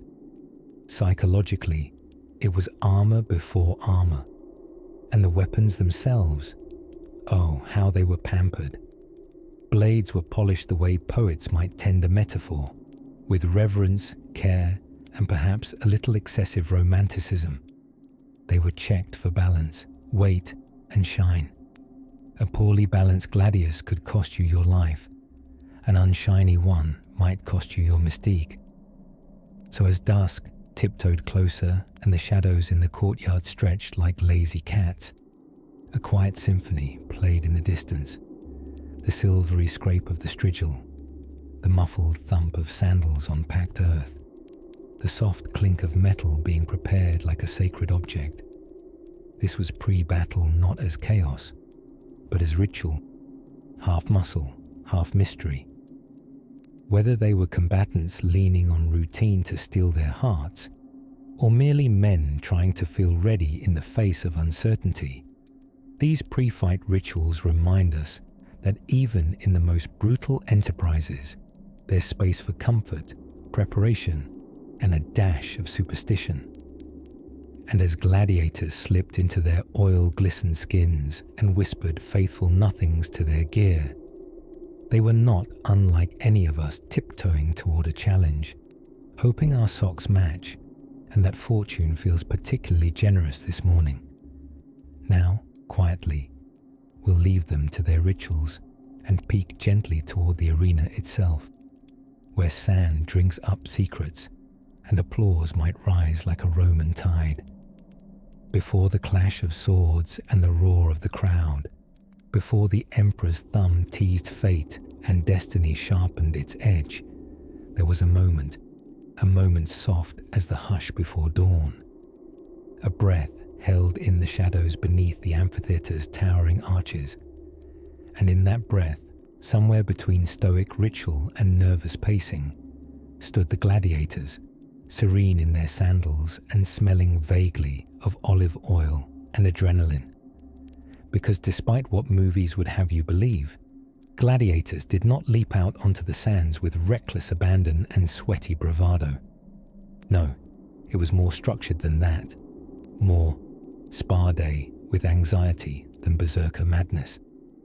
There was a process, a rhythm, almost like brushing your teeth before dueling someone to the death. If the ancient world had invented aromatherapy, the ludus, that's our fancy Latin word for gladiator school, might have piped in eucalyptus oil along with the groans of oiled muscles. So what did calming pre-game for a Roman gladiator look like? Let's begin with sandals off. Many fighters walked barefoot on the arena sand, partly for better grip and partly because Roman footwear wasn't designed for somersaults and lunges. The sand itself was more than just dust and despair. It was carefully chosen and sometimes dyed red to politely hide inconveniently spilled gladiator enthusiasm. Warm and gritty, this blanket of Pompeian beach provided a comforting, granular sensation on their sore feet, like a nice foot scrub, if the scrub occasionally included a splatter of someone else's spleen. Weapons were laid out, not tossed carelessly like enchanted swords in fantasy tales, but carefully placed and inspected. Some were real, and others were dulled, depending on the type of match. You see, contrary to centuries of cinematic overkill, not every gladiator battle was to the death. That would have been terrible business. Trained gladiators took years to prepare, and managers didn't grow cash cows, they trained them to swing tridents. So while the fights were vicious, they were often survivable, at least statistically speaking. Once their gear was inspected, belts cinched, helmets polished like terrifying soup bowls, and greaves strapped snugly over swollen calves, many gladiators took time to meditate. Not with incense and sitars, of course, but the quiet kind of centering, the way a sailor stares at the sea before diving in. Some prayed, some rehearsed their movement routines, much like dancers backstage in a toga-themed ballet. Stretch, breathe, parry, dodge, try not to die. A murmured prayer to Nemesis, goddess of retribution, or Fortuna, goddess of, you guessed it, luck, was not uncommon. Though truthfully, Fortuna was a bit of a show-off. Always on coins, always spinning fate like a slightly tipsy roulette wheel. One moment, your name was cheered by 50,000 fans in the Colosseum, and the next, you were face first in sand, wondering if you'd remembered to water your rosemary plant. Then came the body rituals. Oh yes, gladiators had pre-fight skincare routines too. Massages with olive oil, checks for muscle injuries, and sometimes light application of perfumed oil or animal fat. Did it smell great? Not always. Camels weren't known for their subtle musk, but the goal was to keep skin supple and blades sliding, a bit like applying coconut oil before a slip and slide of destiny. And let's not forget the banter. Even in Roman times, nervous chatter buzzed through the corridors like bees in military boots. Bet the crowd loves me," one murmured. "You tripped over your net last time," another joked back. Laughter echoed under the stone seats above, mingling with the distant chants of tens of thousands waiting to see who would win, who would lose, and who would dramatically roll across the sand like a toga-wrapped tumbleweed. But perhaps the most essential pre-battle detail was this: eye contact. Before their names were called, before they marched out into the heat and blinding sun, many gladiators stood in small groups, placed a hand on each other's shoulder, and looked, just looked, a human connection before the steel interrupted. Warriors in linen tunics, each understanding that their own survival didn't have to mean another's end. And when the moment came, when distant drums trembled the bricks and the gates creaked open, they walked forward, not out of frenzy, but out of knowing. Knowing they were prepared. Knowing they had sand in their toes, oil on their arms, and a little prayer tucked behind the left ear. Knowing whatever came next would be written on the dust itself. And speaking of what came next, in just a few moments, we'll wander into the arena itself, where spectacle and survival blend under the watchful eyes of Rome. But for now, rest in the shadows a little longer, where the sand is warm, the armor is snug, and the crowd has not yet cried for blood. Long before the roar of the crowd and the clash of steel, long before the horn's blast signaled combat and the emperor offered his enigmatic thumb, there was a moment, a quiet one, where the gladiators stood still, not sleeping, no, but something close, a kind of waking dream before the storm. And as it turns out, the moments right before stepping into the arena were some of the strangest, most sacred, and yes, most odoriferous of all. You see, in an amphitheater like the Great Colosseum, where sun and sweat brewed an aromatic cocktail, not unlike a sock drawer at midsummer, preparations for battle included a surprisingly tender kind of ritual. These men, trained fighters, once slaves, criminals, or even volunteers, because why not die famously, were perhaps brutal on the battlefield, but gentle in their superstitions. Each gladiator had a routine, honed not only through practice, but through the necessity of sanity. For example, many would start their pre-fight hours with a visit to the lanista, the manager of their ludus or training school, who would offer a few final words of encouragement. These varied in tone, ranging from "may the gods favor you" to "try not to bleed on the marble. It's expensive." Some trained fighters would then pray to obscure gods, small, personal deities carried over from their lands of origin or quietly whispered into the Roman pantheon under the radar. Mars, of course, Lord of War, got his fair share of attention. But so did obscure household gods and hunched old statuettes of river spirits, tucked away in corners like ancient lucky charms. And massages. Oh yes, one might not expect the likes of a grizzled Mamillo or a nimble Retiarius to indulge in the spa arts, but never underestimate a gladiator's appreciation for well-oiled shoulders. Rubbing the muscles wasn't just about relaxation. It was a practical matter. Warm, limber muscles made for quicker movements and fewer tears, of both the muscle type and the emotional variety. Naturally, the oil used for these massages, called unguenta, was a blend of olive oil, herbs, and sometimes, let's be honest, whatever smelled less like goat. Trainers might mix in frankincense, myrtle, or even crushed rose petals to mask the more robust aromas of man, armor, and fear. It wasn't just about performance, it was about style. But perhaps the oddest arena ritual involved sand. Glorious, humble, arena sand. This wasn't your average beach variety. No, the Romans were picky about their sand. It was specially sourced, sometimes brought in from volcanic regions or chosen for its particular coloration or dryness. The sand, or arena, was not just a surface to fight on, but a symbolic layer between life and death. Hence, the name of the arena itself. Arena. From arena, the sand itself. So next time you hear a sports announcer welcome a team to the arena, know that they're really just saying welcome to the sand. Before stepping out under the punishing Mediterranean sun, some gladiators would scoop a handful of this sand and let it sift slowly through their fingers. A moment of reflection, perhaps, or superstition. Or maybe they were just honestly curious about its texture.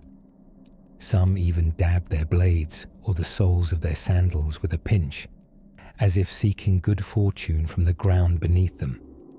And for others, this moment of pre-combat ritual included the oldest tradition of all, heckling. Gladiators being gladiators, a bit of irreverent banter was expected. One might shout to his opponent, "Try not to trip on your own bravado," or simply toss a wink toward a favorable crowd member disguised beneath a helmet plume. Spectators, already bustling in their seats with flatbread, sausages, and wine-sloshed anticipation, rarely noticed these little moments, these private acts of quiet reverence, before the trumpet sang and the combat commenced. But in the heart of the arena, in the seconds before shield met spear and fate took the wheel, there lived a curious calm, a stillness that only those who had trained endlessly in dust and discipline could understand. The moment where muscle met memory and the prayer had already been said. And as one gladiator nodded slowly to another across the sands, not in hatred, but in grim camaraderie, they stepped together into the pageant of survival once more. Not quite enemies, not quite friends, just two souls, glistening with oil and hope, watched by thousands and trusted by none, drift with that soft rhythm now. The hush before the crowd, the scent of herbs on skin, the warm trickle of fine sand through calloused fingers, and let your mind tumble gently into peace. When next we stir, we'll discover the curious sounds that echoed from the arena's stone corridors, sounds far stranger than battle. Let us now, dear dreamer, drift gently into one of the oft overlooked but surprisingly splendid aspects of gladiator life. Their hair. Yes, hair. You may imagine gladiators as rugged brutes with tangled manes, storming into the arena like battle-weathered lions. But in truth, these men of sweat and spectacle were not just fighters. They were performers as much as pugilists, and appearance mattered. Picture a dimly lit Roman ludus, the training school where gladiators lived, trained, and, on occasion, were exfoliated. The morning light slinks in as a cockerel gives a hoarse yawn. A group of men, scars, muscles, and an oddly serene sense of camaraderie, gather in a corner not for combat, but for shaving. Yes, it's time for the ritual of grooming. Before entering the arena, gladiators underwent elaborate preparations. They might have been armed to the teeth, but those teeth would preferably be brushed. Hair was trimmed, sometimes shaved entirely, especially on the head and face. The goal, tactical sleekness. Long hair is lovely until it gets grabbed mid-duel by a trident flailing rival. Beards too could be yanked, or worse, become tiny food pantries for last week's lentils. To avoid such follicular fiascos, many gladiators opted for a clean-shaven look, or at least something tidy enough to say, "I may be about to engage in mortal combat, but I'm doing it like a gentleman." This tidying up was not left to chance or even personal initiative. There were specialists on hand, tunzers, barbers trained in the sacred arts of Roman grooming, part stylist, part gossip columnist, and part philosopher. A gladiator might sit on a stool while a tonsor scraped a blade lovingly over his scalp, all while reciting the latest forum drama and recommending a balm for those inconvenient helmet rashes. And oh, the balms. These Roman barbers were generous with creams, pastes, and oils designed to soften the skin, tame the beard, ward off lice, and impart a certain pre-battle sheen. Olive oil was the go-to potion of the day, used for everything from moisturizing to cooking to ceremonially honoring the gods. If pressed, a Roman could probably lubricate an entire chariot with half a pantry's worth of oil. Now, let us not forget the body hair, every gladiator's hidden burden. Many were expected to be smooth as a marble statue during a museum gala. Reason being, body hair has a terrible habit of catching sweat, dust, and occasionally the audience's disapproval. Various grooming methods were employed, including scraping with a strigil, a curved blade used post-bath to remove oil and dirt, and, incidentally, pride. More enterprising gladiators might seek out concoctions made from resin, pitch, or even crushed ants and pig fat. Yes, really. All in service of silky smooth legs. Of course, not all gladiators were enthusiastic spa-goers. Some balked at the waxing regimen. After all, it's hard to take another man seriously when he's trying to decapitate you. And you remember how he squealed during exfoliation yesterday. And the hair dilemma didn't end there. Some gladiators began balding early, possibly from stress or helmet hair, or the 1,000 glancing blows to the noggin they endured on a weekly basis. Baldness in Rome was, much like today, a source of occasional insecurity and frequent jest. But the Romans, being Romans, they didn't shy away. Recipes for hair restoration are found in medical scrolls, some suggesting mashed beetroot, others requiring you to rub mouse fat and burnt donkey hooves onto the scalp with a chant to Venus. Even in hair loss, dignity was optional, comedy unintentional, and the smell abominable. Yet, despite all this grooming, this shaving, oiling, scraping, and chanting, what truly mattered was how confidently a gladiator strode into the arena. Whether bald as a Grecian urn or coiffed like a senator on his birthday, each man carried his story on his skin, and perhaps a tiny bit of mouse fat behind his ear. So as the sun sets over our imaginary training yard, a freshly oiled gladiator stands at the edge of a mirror-polished shield, admiring his sheen with a smile. He knows that while steel must be sharp and reflexes quicker than scandal, presentation, dear listener, is half the performance. Now rest your mind as we leave the shaves and strigils behind. For next, we tiptoe toward a different kind of ritual, a curious, communal, and slightly fermented tradition involving cheers, beakers, and bravery in a bottle. Long before the roar of the Colosseum crowd brushed against the marble columns, and longer still before the clash of steel on bronze warmed the morning air, a peculiar quiet would settle over the gladiators' quarters.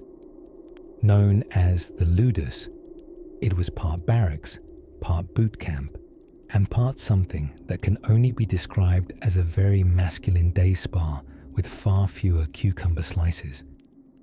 In this chapter, we drift gently into the slow, rhythmic tempo of pre-battle preparations, a ritual that was equal parts sacred, superstitious, and surprisingly moisturizing. Let's begin with the feet, those sandaled specimens of stride and survival. Gladiators were issued caligae, Roman military sandals that looked as if an olive branch decided to open a footwear boutique. They were made with thick soles studded with hobnails, tiny metal studs that added grip and presumably ensured small sparks of theatrical intimidation as they clicked along the stone corridor. Ironically, some gladiators opted to go barefoot in the arena. Why, you ask? Because hobnails, while excellent for traction, are also excellent at helping your opponent figure out exactly where you are. Stealth, you see, is hard to maintain with the acoustic signature of a marching centipede. Once the footwear, or lack thereof, was sorted, focus turned to the skin. Gladiators didn't just oil themselves up for aesthetic appeal, though glistening in the sunlight certainly did wonders for their heroic silhouettes. Olive oil was rubbed into muscles with methodical slow-motion intensity, like ancient massage therapy meets professional wrestling pre-game. It softened the skin, helped heal wounds, and acted as a pseudo-sunscreen because SPF 100 hadn't been invented yet, or at least not outside the dreams of a particularly ambitious herbalist.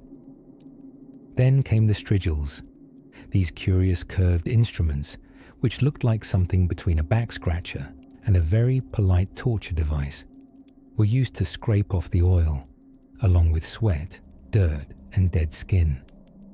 It was the Roman equivalent of a luxury spa's full body exfoliation, except it involved more grunting and a higher statistical chance of being trampled later in the day. Next came the salves. Gladiators were patched up with herbal pastes and poultices prepared by the Lannister's ever-so-patient medical team. These ointments were full of wonderfully mysterious things: myrrh, honey, vinegar, crushed herbs, and occasionally whatever the medicus had left over from treating a centurion's gout. While they offered marginal medical benefit, they also smelled vaguely of salad dressing, which may or may not have calmed the nerves. And the nerves, dear friend, were indeed real. Gladiators were not fearless, they were well practiced, and part of that practice included psychological armor.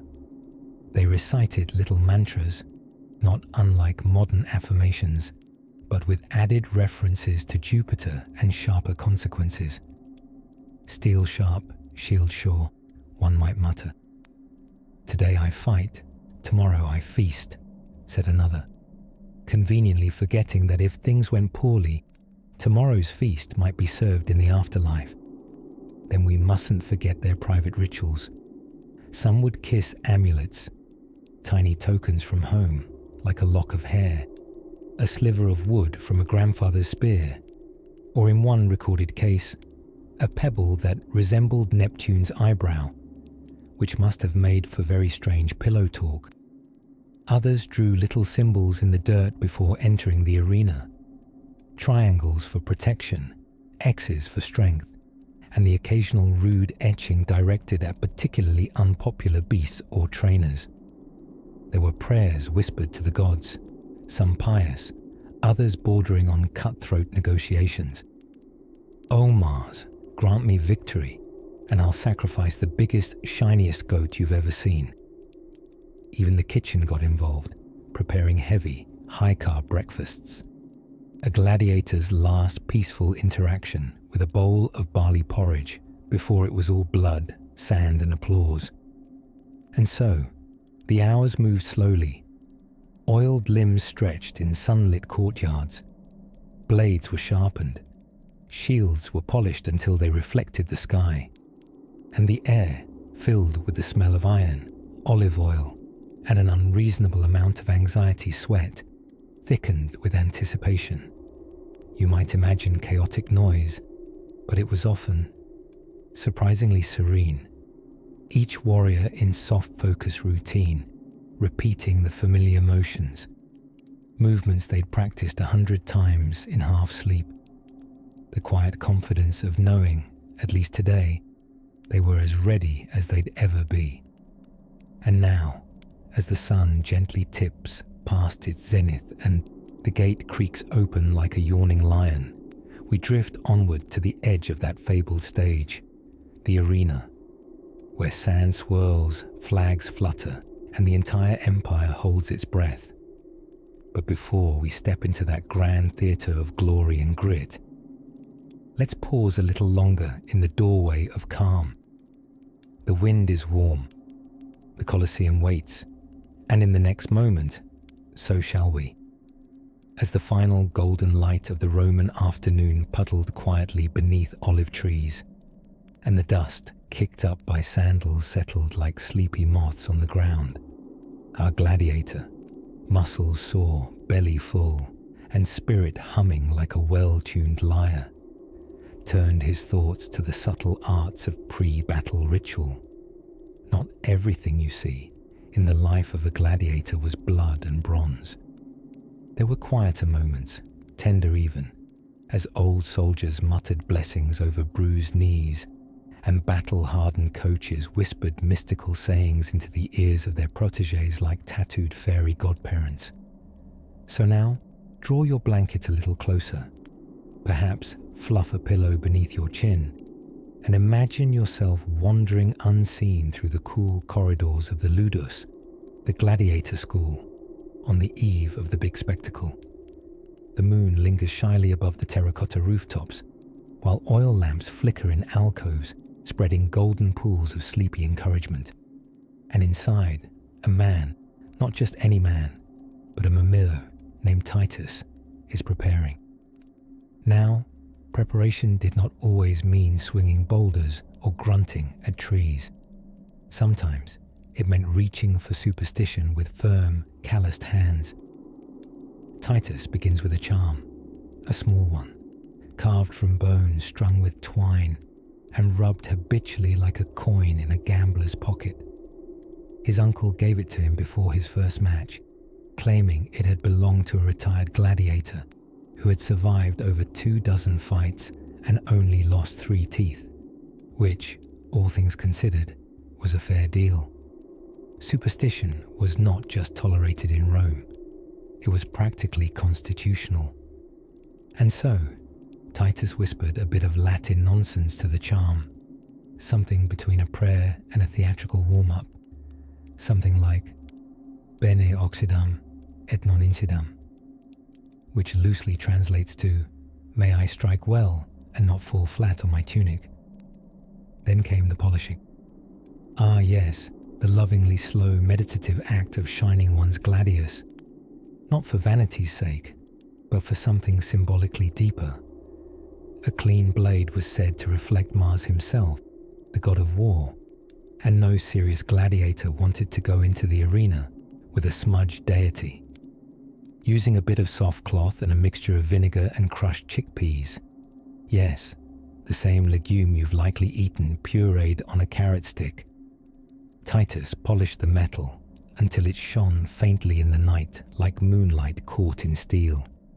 It was a ritual, and like most rituals, more about the heart than the hands. The polishing, the murmured words, the kiss blown to the stars, these weren't guaranteed to win a match, but they quieted Achi, man's nerves, steadied his breath, and tricked the roaming mind into stillness. Meanwhile, in the Ludus kitchen, an old cook named Gaius was ladling something thick and garlicky into clay bowls. Every fighter had already eaten their pre-battle meal, but the smell lingered, a heavy, heady mix of lentils, barley, and old ambition. A diet designed to build muscle, yes, but also to build patience. You didn't want a man sprinting wildly on a belly full of cheese and hope. Do you remember Quintus, the retiarius who tried to sneak in 2 honey cakes before a match and ended up slipping in his own breakfast halfway through round 1? A lesson learned, and then retold ad infinitum, like all good cautionary tales around a Roman mess table. Elsewhere, small groups gathered for what we might gently call motivational whispering. Fist bumps had not been invented, but slaps on the shoulder and affirmations like "bring the thunder" or "outlive him" were common enough. Some drew sigils in the dust with their toes. Others simply sat still, staring into the twilight, letting the silence do the sharpening. and above them all, the stars blinked like slow applause, Jupiter smiling, Mars quietly counting bets. Titus, our quiet hero, lay back at last on his simple cot, sword propped reliably at his side like a metal dog. He did not sleep, not fully, but drifted, half dreamed of wheat fields and that girl he saw once selling olives near the Subura. Maybe he'd find her after. But that if was for tomorrow. Tonight, he held his charm, smelled the vinegar and chickpeas still on his fingertips, listened to the rustling lullaby of straw mattresses and distant owls. Sleep crept closer, wrapped in the soft wool of ritual and readiness. And as the hours curled tightly into the embrace of night, we, too, draw near to the moment of truth, the roar of crowds tucked just beyond the horizon, waiting only for dawn's gentle drumroll. And so we arrive, dear dreamer, to the candle's last flicker in the great amphitheatre of time. It is twilight in the Colosseum, and all the sand-stirring, armour-clinking preparations have been made. The roar of the crowd is a faraway purr now, as if the lions themselves have settled into their dens for a well-earned nap. After weeks, sometimes months, of training at the Ludus, a day in the arena loomed not as a surprise, but as the inevitable punctuation at the end of a long, sweaty paragraph. And yet, even at the edge of combat, ancient Roman gladiators had their rituals, some sacred, some strategic, all deeply human. Let's start with the bath. Not a bubble bath, alas.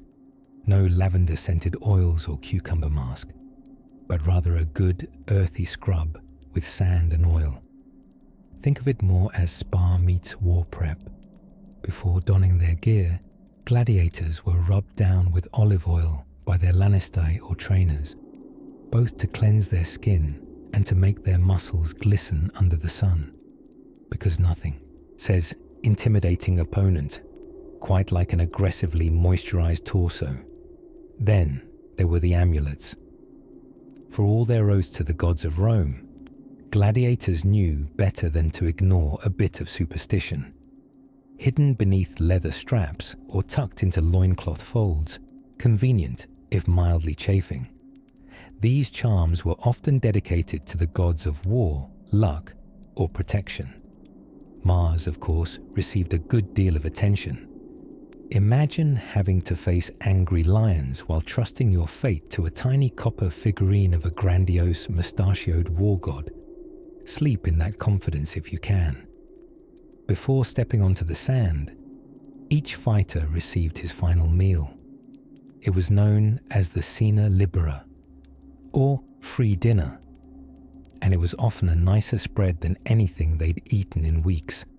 Lentils, roasted meat, fresh bread, simple but hearty, and heavily inspected, mind you, lest anyone attempt to slip themselves a sleeping potion, rather than risk an afternoon of pointy dramatics.